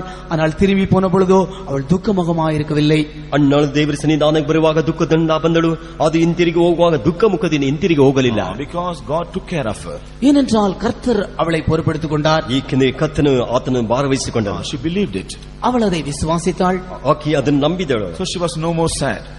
அதற்கு பின்பு அவளுக்கு துக்கமே இருக்கவில்லை. ಅದರ ನಂತರ ಆಕೆಯಲ್ಲಿ ದುಃಖ ಕಾಣಲಿಲ್ಲ. After some time God granted a request. அதன் பின்பு கொஞ்ச நாட்களுள்ளே தேவனுடைய விண்ணப்பத்தை நிறைவேற்றினார். ಅದರ ನಂತರ ಸ್ವಲ್ಪ ದಿನದಲ್ಲಿ ಆಕೆ ವಿಜ್ಞಾಪನೆಯನ್ನು ದೇವರು ಅಂಗೀಕರಿಸಿದನು. So dear child of God, if anybody is seen here with a heart of grief, அருமையான தேவனுடைய பிள்ளைகளே, உங்களில் யாராவது இங்கே துக்கத்தோடு வந்திருப்பீர்கள் என்றால், ಪ್ರಿಯವಾದ ದೇವಜನರೇ, ನಿಮ್ಮಲ್ಲಿ ಯಾರಾದರೂ ದುಃಖದಿಂದ ಇಲ್ಲಿಗೆ ಬಂದಿರುವುದಾದರೆ, if any one of you have any burden in your heart, உங்களுடைய இதயத்திற்குள்ளே யாருக்காவது பாரம் இருக்கும் என்றால், ನಿಮ್ಮ ಹೃದಯದಲ್ಲಿ ಯಾವುದಾದರೂ ಒಂದು ಭಾರಗಳು ಇರುವುದಾದರೆ, or if you are worried about many cares, நீங்கள் பலவிதமான காரியங்களுக்காக நீங்கள் கவலைப்படுகிறவர்களாயிருப்பீர்கள் என்றால், ನೀವು ನಾನಾ ರೀತಿಯಾದ ಕಾರ್ಯಗಳಿಗಾಗಿ ಚಿಂತಿಸುವರಾಗಿದ್ದರೆ, God wants to relieve you from all these things. இந்த எல்லா காரியங்களிலிருந்து கர்த்தர் உங்களை விடுவிக்க விரும்புகிறார். ಇವೆಲ್ಲಾ ಕಾರ್ಯಗಳಿಂದ ಕರ್ತನು ಬಿಡಿಸಲು ಇಷ್ಟಪಡುತ್ತಾನೆ. In fact, for this purpose he has brought you to the presence of God this morning. இந்த நோக்கத்திற்காகவே கர்த்தர் இந்த காலவெளியிலே அவருடைய சமூகத்திற்கு உங்களை கொண்டு வந்திருக்கிறார். ಈ ಉದ್ದೇಶಕ್ಕಾಗಿ ಈ ಮುಂಜಾನೆ ವೇಳೆಯಲ್ಲಿ ಕರ್ತನು ಆತನ ಸನ್ನಿಧಾನದಲ್ಲಿ ನಿಮ್ಮನ್ನು ಕರೆತಂದಿದ್ದಾನೆ. Pour your heart in the presence of God. தேவ சமூகத்திலே உங்களுடைய இருதயங்களை ஊற்றி விடுங்கள். ದೇವರ ಸನ್ನಿಧಾನದಲ್ಲಿ ನಿಮ್ಮ ಹೃದಯವನ್ನು ಸುರಿಸಿಬಿಡಿರಿ.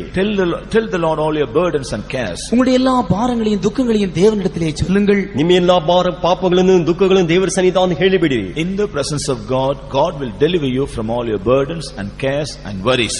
தேவ சமூகத்தில் தானே அவர் உங்களுடைய எல்லா துக்கங்களையும் பாரங்களையும் உங்களுடைய கவலைகளையும் நீக்குவார். ದೇವರ ಸನ್ನಿಧಾನದಲ್ಲಿ ನಿಮ್ಮ ಭಾರಗಳನ್ನು ದುಃಖಗಳನ್ನು ಚಿಂತೆಗಳನ್ನು ಆತನು ನೀಗಿಸುತ್ತಾನೆ. Praise be to God. கர்த்தருக்கு ஸ்தோத்திரம் உண்டாவதாக. ಕರ್ತನಿಗೆ ಸ್ತೋತ್ರ ಉಂಟಾಗಲಿ. Children of God, those who learn to live in the presence of God, they should not be filled with cares and worries. தேவனுடைய பிள்ளைகள் தேவ சமூகத்திலேயே இருக்கக்கூடிய தேவ சமூகத்தில் காணப்பட வேண்டியவர்கள் அவர்கள் துக்கத்தினாலும் பாரத்தினால் நிறைந்திருக்க கூடாது. ದೇವ ಜನರು ದೇವ ಸನ್ನಿಧಾನ ಕಾಣಪಡಬೇಕಾಗಿರುವವರು ದುಃಖದಿಂದ ಭಾರದಿಂದ ತುಂಬಿರಬಾರದು. The Lord doesn't want to see you being grieved and burdened. உங்களை கர்த்தர் துக்கத்தோடும் பாரத்தோடும் பார்க்கும்படியாக அவர் விரும்புவதில்லை. ಈ ದುಃಖದಿಂದ ಭಾರದಲ್ಲಿ ಇರುವುದನ್ನು ದೇವರು ನೋಡಲು ಇಷ್ಟಪಡುವುದಿಲ್ಲ. So right in his presence he wants to deliver you from all your burdens and cares. அவருடைய சமூகத்தில் தானே எல்லா துக்கங்களையும் பாரங்களையும் நீக்க அவர் விரும்புகிறார். ಆತನ ಸನ್ನಿಧಾನದಲ್ಲಿ ಎಲ್ಲಾ ದುಃಖಗಳು ಭಾರಗಳನ್ನು ನೀಗಿಸಲು ಇಷ್ಟಪಡುತ್ತಾನೆ. But you must believe and you must submit yourselves to God completely. நீங்கள் விசுவாசித்து உங்களை முற்றிலுமாக கர்த்தருக்கு நீங்கள் உங்களை ஒப்புக் கொடுக்க வேண்டும். ನೀವು ನಂಬಿಕೆಯಿಂದ ನಿಮ್ಮನ್ನು ಒಪ್ಪಿಸಿಕೊಟ್ಟು ನೀವು ಬಿಡುಗಡೆಯಿಂದ ದೇವರಿಗೆ ಒಪ್ಪಿಸಿಕೊಡಬೇಕು. Praise be to God. கர்த்தருக்கு ஸ்தோத்திரம் உண்டாவதாக. ಕರ್ತನಿಗೆ ಸ್ತೋತ್ರ ಉಂಟಾಗಲಿ. Now when we turn to Exodus chapter 33 and verse 14, இப்பொழுது நாம் யாத்ராகமம் 33ஆம் அதிகாரம் 14ஆம் வசனத்திற்கு திருப்புவோம் என்றால், ವಿಮೋಚನ ಕಾಂಡ 33:14ನೇ ವಚನಕ್ಕೆ ನಮ್ಮ here we see what did the Lord say to Moses. இங்கே கர்த்தர் மோசேயோடு என்ன சொன்னார்? ಇಲ್ಲಿ ಮೋಶೆ ಬಳಿ ಕರ್ತನೇನು ಹೇಳಿದನು? My presence shall go with thee. என் சமூகம் உனக்கு முன்பாக செல்லும். ನನ್ನ ಸನ್ನಿಧಾನದಿಂದ ಮುಂದೆ ಹೋಗುತ್ತದೆ. And I will give thee rest. நான் உனக்கு இளைப்பாறுதல் தருவேன். ನಾವು ನಿನಗೆ ವಿಶ್ರಾಂತಿಯನ್ನು ಕೊಡುವೆನು. Praise be to God. கர்த்தருக்கு ஸ்தோத்திரம். ಕರ್ತನಿಗೆ ಸ್ತೋತ್ರ. So from this what do we understand? இந்த வசனத்தின் மூலமாக நாம் விளங்கிக் கொள்வது என்ன? ಇದರಿಂದ ನಾವು ಅರ್ಥ ಮಾಡಿಕೊಳ್ಳುತ್ತೇವೆ. When the presence of God is with us, தேவ சமூகம் நம்மோடு கூட இருக்கும் பொழுது ದೇವರ ಸನ್ನಿಧಾನ ನಮ್ಮೊಂದಿಗಿರುವಾಗ that presence of God will begin to guide us. அந்த சமூகமானது நமக்கு வழிகாட்டும். ಆ ಸನ್ನಿಧಾನವದು ನಮ್ಮನ್ನು ದಾರಿ ತೋರಿಸುತ್ತದೆ. Our God will guide us through his presence. அவருடைய சமூகத்திலே கர்த்தர் நமக்கு வழிகாட்டுவார். ಆತನ ಸನ್ನಿಧಾನದಲ್ಲಿ ನಮಗೆ ಕರ್ತನ ದಾರಿ ತೋರಿಸುವನು. We will have the proper guidance in the presence of God. தேவ சமூகத்திலே நமக்கு ஒரு சரியான வழிகாட்டுதலை கர்த்தர் கொடுப்பார். ದೇವರ ಸನ್ನಿಧಾನದಲ್ಲಿ ಸರಿಯಾದ ಮಾರ್ಗವನ್ನು ದೇವರು ನಮಗೆ ತೋರಿಸಿಕೊಡುವನು. Perhaps it may be concerning our personal matters. ஒருவேளை நம்முடைய சொந்த ஜீவியத்தின் காரியங்களாய் அது காணப்படலாம். ಒಂದು ವೇಳೆ ನಮ್ಮ ವ್ಯಕ್ತಿತ್ವವಾದ ಜೀವಿತದ ಕಾರ್ಯವಾಗಿರಬಹುದು. Perhaps concerning the matters of our household. ஒருவேளை நம்முடைய குடும்பத்தின் காரியங்களாய் அது காணப்படலாம். ಒಂದು ವೇಳೆ ನಮ್ಮ ಕುಟುಂಬದ ಕಾರ್ಯವಾಗಿರಬಹುದು.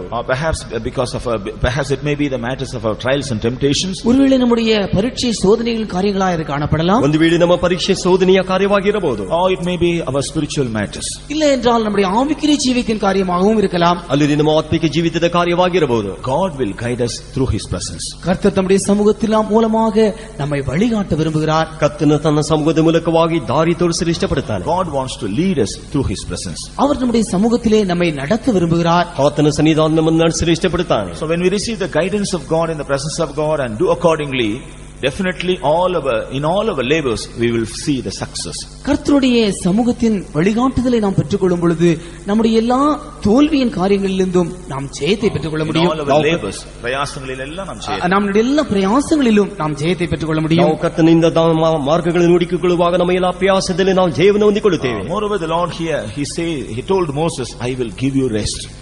அது மாத்திரமல்ல, கர்த்தர் மோசேயோடு நான் உனக்கு இளைப்பாறுதலை தருவேன் என்று சொல்கிறார். ಮೋಶೆಯ ಬಳಿಗೆ ಕರ್ತನು ಹೇಳುತ್ತಾನೆ, ನಾನು ನಿನಗೆ ವಿಶ್ರಾಂತಿಯನ್ನು ಉಂಟು ಮಾಡುವೆನು. When we do everything according to the guidance of the Lord, we will also have the rest of the Lord. நாம் கர்த்தருடைய வழிகாட்டுதலின்படி நாம் நடப்போம் என்றால் நமக்கு ஒரு இளைப்பாறுதலும் உண்டு.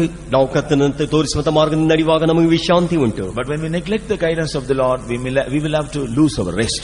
நாம் கர்த்தருடைய வழிகாட்டுதலை விட்டுவிடுவோம் என்றால் நாம் நம்முடைய இளைப்பாறுதலை நஷ்டப்படுத்தி போடுவோம். ನಾವು ದೇವರ ಮಾರ್ಗದರ್ಶನವನ್ನು ಬಿಟ್ಟು ಬಿಡುವುದಾದರೆ ನಮ್ಮ ವಿಶ್ರಾಂತಿಯನ್ನು ಕಳೆದುಕೊಳ್ಳುತ್ತೇವೆ. We will be always troubled.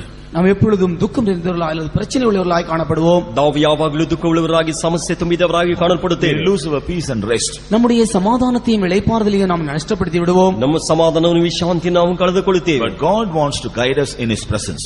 கர்த்தர் தம்முடைய சமூகத்திலே நம்மை வழி நடத்த அல்லது வழிகாட்ட விரும்புகிறார். ಕರ್ತನು ತನ್ನ ಸನ್ನಿಧಾನದಲ್ಲಿ ನಮ್ಮನ್ನು ದಾರಿ ತೋರಿಸಲಿಕ್ಕೆ ಇಷ್ಟಪಡುತ್ತಾನೆ. He wants to counsel us in his presence. அவருடைய சமூகத்திலே நமக்கு ஆலோசனை கொடுக்க விரும்புகிறார். ಆತನ ಸನ್ನಿಧಾನದಲ್ಲಿ ಆಲೋಚನೆ ಕೊಡಲಿಕ್ಕೆ ಇಷ್ಟಪಡುತ್ತಾನೆ. And also he wants to grant us his rest.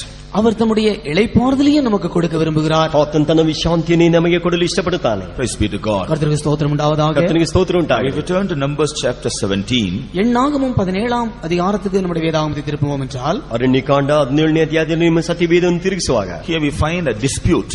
இங்கே நாம் ஒரு வாக்குவாதத்தை நாம் இங்கே காண்கிறோம். ಇಲ್ಲಿ ನಾವು ಒಂದು ವಾಕ್ವಾದವನ್ನು ಕುರಿತು ನಾವು ಓದುತ್ತೇವೆ. Some people they rose up against Moses and Aaron.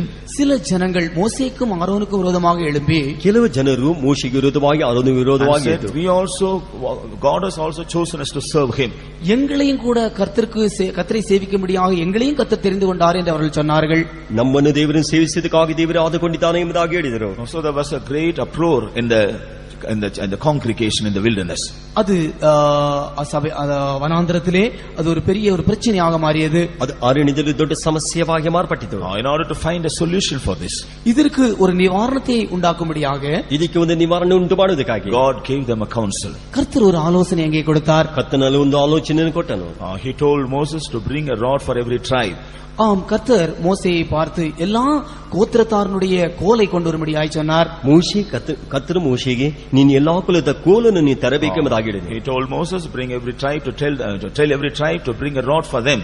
எல்லா கோத்திரத்தாரும் தங்கள் தங்கள் கோல்களை கொண்டு வர வேண்டும் என்று கர்த்தர் மோசேயை சொன்னார். ಎಲ್ಲಾ ಕುಲದವರು ತಮ್ಮ ಕೋಲನ್ನು ತರಬೇಕೆಂಬುದಾಗಿ ಕರ್ತನು ಮೋಶೆ ಬಳಿಗೆ ಹೇಳಿದನು. And all these rods should be kept in my presence.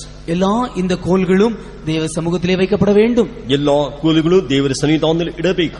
And the tribe that I have chosen to serve me, the rod belongs to that tribe that will blossom and that will burden. எந்த கோத்திரத்தை என்னை சேவிக்கும்படியாக நான் தெரிந்து கொள்கிறேனோ அந்த கோத்திரத்தாடைய கோலானது துளிர்த்து அது காய்க்க ஆரம்பிக்கும். ಯಾವ ಕುಲವನ್ನು ನಾನು ಆರಿಸಿಕೊಂಡಿದ್ದು ನನ್ನನ್ನು ಸೇವಿಸಲಿಕ್ಕೆ ಆರಿಸಿಕೊಂಡಿದ್ದನೋ ಆ ಕೋಲು ಆದದ್ದು ಚಿಗುರುತ್ತದೆ ಎಂಬುದಾಗಿ ಹೇಳಿದನು. In verse 5 the Lord said, 5ஆம் வசனத்திலே கர்த்தர் சொன்னார், 5ನೇ ವಾಕ್ಯದಲ್ಲಿ ಕರ್ತನು ಹೇಳಿದನು, Whom I shall choose shall blossom, and I will make to cease from me the murmurings of the children of Israel, whereby they murmured against you. நான் தெரிந்து கொள்ளுவனுடைய கோல் துளிர்க்கும். இப்படி இஸ்ரவேல் புத்திரர் உங்களுக்கு விரோதமாய் முறுமுறுக்கிற அவருடைய முறுமுறுப்பை என்னை விட்டு ஒழிய பண்ணுவேன் என்று கர்த்தர் சொன்னார். ನಾನು ಯಾರನ್ನು ಮೆಚ್ಚಿದೆನೋ ಅವರ ಕೋಲು ಚಿಗುರುವುದು, ಇಸ್ರಾಯೇಲಿನಿಬ್ಬರು ವಿರೋಧವಾಗಿ ಮಾಡಿದ ಗುಣಗುಟ್ಟು ನನಗೆ ಕೇಳಿಸಿತು, ಇದು ನಿಲ್ಲಿಸಿ ಬಿಡುವೆನೆಂಬ ಅಂದನು. Praise be to God. கர்த்தருக்கு ஸ்தோத்திரம் உண்டாவதாக. ಕರ್ತನಿಗೆ ಸ್ತೋತ್ರ So ಉಂಟಾಗಲಿ. all the 12 rods for 12 tribes were kept in the presence of God. எல்லா 12 கோத்திரத்தாருடைய 12 கோல்களும் தேவ சமூகத்திலே வைக்கப்பட்டது. 12 ಕುಲದವರ 12 ಕೋಲುಗಳು ದೇವರ ಸನ್ನಿಧಾನದಲ್ಲಿ ಇಡಲ್ಪಟ್ಟಿತು. And in the 8th verse we read, 8ஆம் வசனத்தில் நாம் வாசிக்கும் பொழுது, ಆದ್ರೆ 8ನೇ ವಾಕ್ಯದಲ್ಲಿ ಓದುವಾಗ, Behold, the rod of Aaron for the house of Levi was budded and brought forth buds and bloomed blossoms and yielded almonds. லேவியின் குடும்பத்தாருக்கு இருந்த ஆரோனுடைய கோல் துளிர்த்திருந்தது, அது துளிர்விட்டு பூ பூத்து வாதுமை பழங்களை கொடுத்தது. ಲೇವಿಯ ಕುಲಕ್ಕೋಸ್ಕರ ಆರನ್ನು ಕೊಡಲ್ಪಟ್ಟ ಕೋಲಾದ ಚಿಗುರಿಪಟ್ಟು ಮುಗ್ಗು ಬಿಟ್ಟು ಹೂವಾರಡಿ ಬಾದಾಮಿ ಹಣ್ಣನ್ನು ಫಲಿಸಿತು. So by doing so, God brought about a solution for their murmurings. கர்த்தர் இப்படி செய்ததன் மூலமாக அவருடைய முறுமுறுப்புகளுக்கு ஒரு நிவாரணத்தை உண்டு பண்ணினார். ಈ ರೀತಿ ಕರ್ತನು ಮಾಡಿದ ನಿಮಿತ್ತವಾಗಿ ಅವರ ಗುಣಗಟ್ಟಿಕೆಗೆ ಒಂದು ಪರಿಹಾರ ಉಂಟು ಮಾಡಿದನು. But we will learn another lesson in this incident. இந்த சம்பவத்தின் மூலமாக நாம் இன்னொரு காரியத்தை கற்றுக்கொள்ள வேண்டும். ಈ ವಿಷಯಗಳ ಮೂಲಕವಾಗಿ ನಾವು ಇನ್ನೊಂದು ಕಾರ್ಯಗಳನ್ನು ಅರ್ಥ ಮಾಡಿಕೊಳ್ಳಬಹುದು. Ordinary rods were kept in the presence of God. சாதாரண கோல்களும் கூட சாதாரண கோலாக தேவ சமூகத்திலே வைக்கப்பட்டது. சாதாரண கோಲು ದೇವರ ಸನ್ನಿಧಾನ ಇಡಲ್ಪಟ್ಟಿತು. What happened to the rod of Aaron? ஆனால் ஆரோனுடைய கோலுக்கு என்ன நேரிட்டது? ಆದರೆ ಆರೋನನ ಕೋಲಿಗೆ ಏನು ಸಂಭವಿಸಿತು? It began to bud, brought forth buds and bloomed blossoms and yielded almonds. அது துளிர்விட்டு பூ பூத்து வாதுமை பழங்களை கொடுத்தது என்று வாசிக்கிறோம். ಆ ಕೋಲು ಚಿಗುರಿ ಮೊಗ್ಗು ಬಿಟ್ಟು ಹೂ ಅರಳಿ ಬಾದಾಮಿ ಹಣ್ಣನ್ನು ಫಲಿಸಿತು. Ordinary rod received life in the presence of God. சாதாரண ஒரு கோலானது தேவ சமூகத்திலே ஜீவனை பெற்றுக் கொண்டது. ಸಾಧಾರಣ ಕೋಲು ದೇವರ ಸನ್ನಿಧಾನದಲ್ಲಿ ಜೀವವನ್ನು ಹೊಂದಿಕೊಂಡಿತು. The dead rod was quickened in the presence of God. அந்த மரித்த கோலானது தேவ சமூகத்திலே ஜீவனை பெற்றது. ಆ ಸತ್ತಂತ ಕೋಲು ದೇವರ ಸನ್ನಿಧಾನದಲ್ಲಿ ಜೀವವನ್ನು ಹೊಂದಿಕೊಂಡಿದೆ. These rods were the branches of a tree. இந்த கோலுக்கு இந்த கோல்கள் எல்லாம் மரத்திலிருந்து வெட்டி எடுக்கப்பட்ட கிளை. இந்த கோல்கள் எல்லாம் மரத்திலிருந்து வெட்டி எடுக்கப்பட்டதான கிளைகள். ಈ ಮರಗಳೆಲ್ಲ ಈ ಕೋಲೆಲ್ಲ ಮರದಿಂದ ಕತ್ತರಿಸಲ್ಪಟ್ಟ ರಂಪೆಗಳಾಗಿವೆ. As long as they were in the tree, they had a life, but when they were cut off from the tree, they lost the life. அவைகள் மரத்தோடு இருக்கும் வரைக்கும் அவைக்குள்ளே ஜீவன் இருந்தது. அது மரத்திலிருந்து வெட்டி எடுக்கப்பட்ட பின்பு அது ஜீவன் இல்லாததாக போய்விட்டது. ಇದು ಮರದೊಂದಿಗೆ ಇರುವವರಿಗೆ ಜೀವವಿತ್ತು, ಮರದಿಂದ ತೆಗೆಯಲ್ಪಟ್ಟ ಮೇಲೆ ಜೀವ ಇಲ್ಲದೆ ಹೋಯಿತು. So in one sense, the dead rods were kept in the presence of God, but one rod was quickened in the presence of God. ஒரு பக்கத்தில் நாம் பார்க்கும் பொழுது மரித்த செத்ததான கோல்களாக அங்கே தேவ சமூகத்தில் வைக்கப்பட்டது. அதிலே ஒரு கோலானது ஜீவனை பெற்றது. ಇನ್ನೊಂದು ವಿಧದಲ್ಲಿ ನೋಡುವಾಗ ಸತ್ತಂತ ಕೋಲನ್ನು ದೇವರ ಸನ್ನಿಧಾನ ಇಟ್ಟಿತ್ತು, ಅದರಲ್ಲಿ ಒಂದು ಕೋಲು ಚಿಗುರನ್ನು ಹೊಂದಿತು. This is what another beauty of the presence of God. இதுதான் தேவ சமூகத்தினுடைய இன்னொரு அழகான அனுபவம். ಇದೇ ದೇವರ ಸನ್ನಿಧಾನ ಇನ್ನೊಂದು ಅಂದವಾದ ಶ್ರೇಷ್ಠವಾದ ಅನುಭವ. We may come to the presence of God as dead people. நாம் தேவ சமூகத்திற்கு ஒருவேளை மரித்ததான நிலவரத்தோடு வரலாம். ನಾವು ದೇವರ ಸನ್ನಿಧಾನ ಸತ್ತಂತ ಅನುಭವದಲ್ಲಿ ನಾವು ಬರಬಹುದು. But when we begin to enjoy the presence of God, நாம் தேவ சமூகத்தை அனுபவிக்க ஆரம்பிக்கும் பொழுது ನಾವು ದೇವರ ಸನ್ನಿಧಾನ ಅನುಭವಿಸಲು we will ಪ್ರಾರಂಭಿಸುವಾಗ receive a new life. நாம் ஒரு புதிய ஜீவனை பெற்றுக் கொள்கிறோம். ನಾವು ಒಂದು ನೂತನ ಜೀವನ The ಹೊಂದಿಕೊಳ್ಳುತ್ತೇವೆ. Holy Spirit will impart in us a new life. தேவனுடைய பரிசுத்த ஆவியானவர் நமக்குள்ளே ஒரு புதிய ஜீவனை கொண்டு வருகிறார். ಪರಿಶುದ್ಧಾತ್ಮ ನಮ್ಮ ಜೀವಿತದಲ್ಲಿ ಒಂದು ಹೊಸ ಜೀವಿತವನ್ನು We ತರುತ್ತಾನೆ. will be quickened in the presence of God. தேவ சமூகத்திலே உயிர்ப்பிக்கப்படுகிறோம். ನಾವು ದೇವರ ಸನ್ನಿಧಾನ ಉಜ್ಜೀವಿಸಲ್ಪಡುತ್ತೇವೆ. When the rod was revived, அந்த கோலானது உயிரை ஜீவனை பெறும் பொழுது ಆ ಕೋಲಾದ ಜೀವವನ್ನು ಹೊಂದಿಕೊಂಡಾಗ it was budded, அது பூ பூத்தது, ಅದು ಮುಗ್ಗಿತು, it was blossomed, அது துளிர் விட்டது, அது பூ பூத்தது, ಅದು ಚಿಗುರಿತು, it ಮುಗ್ಗಿತು, also yielded fruits. அது பழங்களையும் கொடுத்தது. ಅದು ಹಣ್ಣುಗಳನ್ನು ಕೊಟ್ಟಿತು. In the same way, when we are revived in the presence of God, அதே போலவே நாம் தேவ சமூகத்திலே நாம் உயிர்ப்பிக்கப்படும் பொழுது ಅದೇ ರೀತಿಯಾಗಿ ನಾವು ದೇವರ ಸನ್ನಿಧಾನ ಉಜ್ಜೀವಿಸಲ್ಪಡುವಾಗ we will become useful for others. நாம் மற்றவர்களுக்கு உபயோகம் உள்ளவர்களாய் மாறுவோம். ನಾವು ಬೇರೆಯವರಿಗೆ ಉಪಯೋಗವುಳ್ಳವರಾಗಿ ಮಾರ್ಪಡುತ್ತೇವೆ. God will begin to use you. கர்த்தர் உங்களை கொண்டு உபயோகப்படுத்த ஆரம்பிப்பார். ಕರ್ತನು ನಿಮ್ಮನ್ನ ಒಂದು ಉಪಯೋಗಪಡಿಸುವವರಾಗಿ Through ಮಾರ್ಪಡಿಸುವರು. our gifts and talents, God will make us useful for others. கர்த்தர் உங்களை வரங்களினாலும் தாளந்துகளினாலும் மற்றவர்களுக்கு உபயோகமாய் வைப்பார். ಕರ್ತನು ನಿಮ್ಮ ವರಗಳಿಂದ ತಾಳದಿಂದ ಬೇರೆಯವರಿಗೆ ಉಪಯೋಗವಾಗಿ ಇಡುತ್ತಾನೆ. There is quickening power in the presence of God. தேவ சமூகத்திலே ஒரு உயிர்ப்பிக்கிறதான வல்லமை இருக்கிறது. ದೇವರ ಸನ್ನಿಧಾನ ಉಜ್ಜೀವಿಸುವಂತ ಶಕ್ತಿ ಉಂಟು. How many of you feel that you are dead in your soul? உங்கள் எத்தனை பேர் உங்களுடைய ஆத்மாவுக்குள்ளே மரித்த நிலவரத்தை நீங்கள் அனுபவிக்கிறீர்கள்? ನಿಮ್ಮಲ್ಲಿ ಎಷ್ಟು ಮಂದಿ ನಿಮ್ಮ ಆತ್ಮದಲ್ಲಿ ಸತ್ತಂತ ಅನುಭವವನ್ನು ಅನುಭವಿಸುತ್ತಿದ್ದೀರಾ? How many of you feel that you are dead in your mind? உங்களுடைய மனதிலே மரித்ததான அனுபவத்தை உங்களில் எத்தனை பேர் உணர்கிறீர்கள்? ನಿಮ್ಮ ಮನಸ್ಸಿನಲ್ಲಿ ಎಷ್ಟು ಜನ ಸತ್ತಂತ ಅನುಭವವನ್ನು ನೀವು How many of ಅನುಭವಿಸುತ್ತಿದ್ದೀರಾ? you feel that you are dead in your body? உங்களுடைய சரீரத்திலே செத்த அனுபவத்தை உங்களில் எத்தனை பேர் உணர்கிறீர்கள்? ನಿಮ್ಮ ದೇಹದಲ್ಲಿ ಎಷ್ಟು ಜನ ಸತ್ತ ಅನುಭವಗಳನ್ನು ಅನುಭವಿಸುತ್ತಿದ್ದೀರಾ? Yield yourselves in the presence of God and enjoy the presence of God. தேவ சமூகத்திலே நீங்கள் உங்களை ஒப்புக் கொடுத்து தேவ சமூகத்தை அனுபவியுங்கள். ದೇವರ ಸನ್ನಿಧಾನ ಒಪ್ಪಿಸಿಕೊಟ್ಟು ದೇವರ ಸನ್ನಿಧಾನವನ್ನು ಅನುಭವಿಸಿರಿ. Then God will quicken you. அப்பொழுது தேவன் உங்களை உயிர்ப்பிப்பார். ಆಗ ದೇವರು ನಿಮ್ಮನ್ನು ಉಜ್ಜೀವಿಸುವನು. Even at the beginning of the meeting, God has quickened many of us. கூட்டத்தினுடைய ஆரம்பத்தில் தானே நம்மில் அநேகரை கர்த்தர் உயிர்ப்பித்தார். ಕೂಟದ ಪ್ರಾರಂಭದಲ್ಲಿ ಕರ್ತನು ಅನೇಕರನ್ನು ಉಜ್ಜೀವಿಸಿದನು. As you are listening to the word of God, the Lord is quickening many of you. கர்த்தருடைய வேத வசனத்தை கேட்டுக்கொண்டிருக்கும் பொழுதே கர்த்தர் அநேகரை உயிர்ப்பித்துக் கொண்டிருக்கிறார். ಕರ್ತನ ವಾಕ್ಯವನ್ನು ಕೇಳುತ್ತಿರುವಾಗಲೇ ಅನೇಕರನ್ನು ದೇವರು ಉಜ್ಜೀವಿಸುತ್ತಿದ್ದಾನೆ. Before the close of this meeting also, He wants to revive every one of you. இந்த கூட்டத்தினுடைய முடிப்பதற்கு முன்பாகவே நம்மில் அநேகரை இன்னும் அநேகரை கர்த்தர் உயிர்ப்பிக்க விரும்புகிறார். ಈ ಕೂಟದ ಅಂತ್ಯದೊಳಗಾಗಿ ಅನೇಕರನ್ನು ದೇವರು ಉಜ್ಜೀವಿಸಲಿದ್ದಾನೆ. How many of you believe this? உங்களில் எத்தனை பேர் இதை விசுவாசிக்கிறீர்கள்? ನಿಮ್ಮಲ್ಲಿ ಎಷ್ಟು ಮಂದಿ ಇದನ್ನು ನಂಬುತ್ತೀರಾ? Shout hallelujah. ஒரு அல்லேலூயா சொல்லுங்கள். Our God has brought us to the presence of God to quicken us. நம்மை உயிர்ப்பிக்கும்படியாகவே கர்த்தருடைய சமூகத்துக்கு நம்மை கொண்டு வந்திருக்கிறார். ನಮ್ಮನ್ನು ಉಜ್ಜೀವಿಸಿದಕ್ಕಾಗಿ ದೇವದಾತನ ಸನ್ನಿಧಾನ ನಮಗೆ ಕರೆತಂದಿದ್ದಾನೆ. Believe God and yield yourselves in the presence of God and enjoy the presence of God. தேவனை விசுவாசித்து உங்களை ஒப்புக் கொடுத்து தேவ சமூகத்திலே சந்தோஷப்படுங்கள். ದೇವರನ್ನು ನಂಬಿ ದೇವರ ಸನ್ನಿಧಾನ ಒಪ್ಪಿಸಿಕೊಟ್ಟು ದೇವರಲ್ಲಿ ಸಂತೋಷ ಪಡಿರಿ. Praise be to God. கர்த்தருக்கு ஸ்தோத்திரம் உண்டாவதாக. ಕರ್ತನಿಗೆ ಸ್ತೋತ್ರ ಉಂಟಾಗಲಿ. We read about a peculiar experience of Moses in the presence of God. தேவ சமூகத்திலே மோசேயினுடைய ஒரு விசேஷமான அனுபவத்தை நாம் வாசிக்கிறோம். ದೇವರ ಸನ್ನಿಧಾನದಲ್ಲಿ ಮೋಶೆಯ ಒಂದು ವಿಶೇಷವಾದ ಅನುಭವ ಕುರಿತು ಓದುತ್ತೇವೆ. God called him to come to the top of the mount many a times. அநேக சந்தர்ப்பங்களிலே கர்த்தர் அவனை மலை உச்சிக்கு வரும்படியாக அவனை அழைத்திருக்கிறார். ಅನೇಕ ಸಂದರ್ಭದಲ್ಲಿ ದೇವರು ಅವನು ಬೆಟ್ಟಕ್ಕೆ ಬರುವುದಕ್ಕಾಗಿ ಕರೆದಿದ್ದಾನೆ. In 2 occasions he stayed in the presence of God for 40 days and nights. இரண்டு சந்தர்ப்பங்களிலே அவன் கர்த்தரோடு 40 நாட்கள் இரவும் பகலும் அவன் வாசம் பண்ணியிருந்தான். ಎರಡು ಸಂದರ್ಭದಲ್ಲಿ ಅವನು 40 ದಿವಸ ಹಗಲು ರಾತ್ರಿ ದೇವರ ಸನ್ನಿಧಾನದಲ್ಲಿ ನೆಲೆ ನಿಂತಿದ್ದನು. When we turn to the book of Exodus chapter 24, யாத்ராகமம் 24ஆம் அதிகாரத்திற்கு நம்முடைய வேதாகமங்களை திருப்பும் பொழுது ವಿಮೋಚನ ಕಾಂಡ 24ನೇ ಅಧ್ಯಾಯದಲ್ಲಿ ನಮ್ಮ ಸತ್ಯವೇದವನ್ನು ತಿರುಗಿಸುವಾಗ in the last verse we read that he was in the presence of God for 40 days and nights. கடைசி வசனத்தில் வாசிக்கும் பொழுது இரவும் பகலும் 40 நாள் அவன் மலையில் கர்த்தரோடு இருந்தான். ಕಡೆಯ ವಾಕ್ಯದಲ್ಲಿ ಓದುವಾಗ ಹಗಲು ರಾತ್ರಿಯು 40 ದಿವಸ ದೇವರ ಸನ್ನಿಧಾನದಲ್ಲಿ ಇದ್ದನು. Praise be to God. கர்த்தருக்கு ஸ்தோத்திரம் உண்டாவதாக. ಕರ್ತನಿಗೆ ಸ್ತೋತ್ರ ಉಂಟಾಗಲಿ. Again in the 34th chapter also we read Moses stayed in the presence of on the mountain or in the presence of God for 40 days.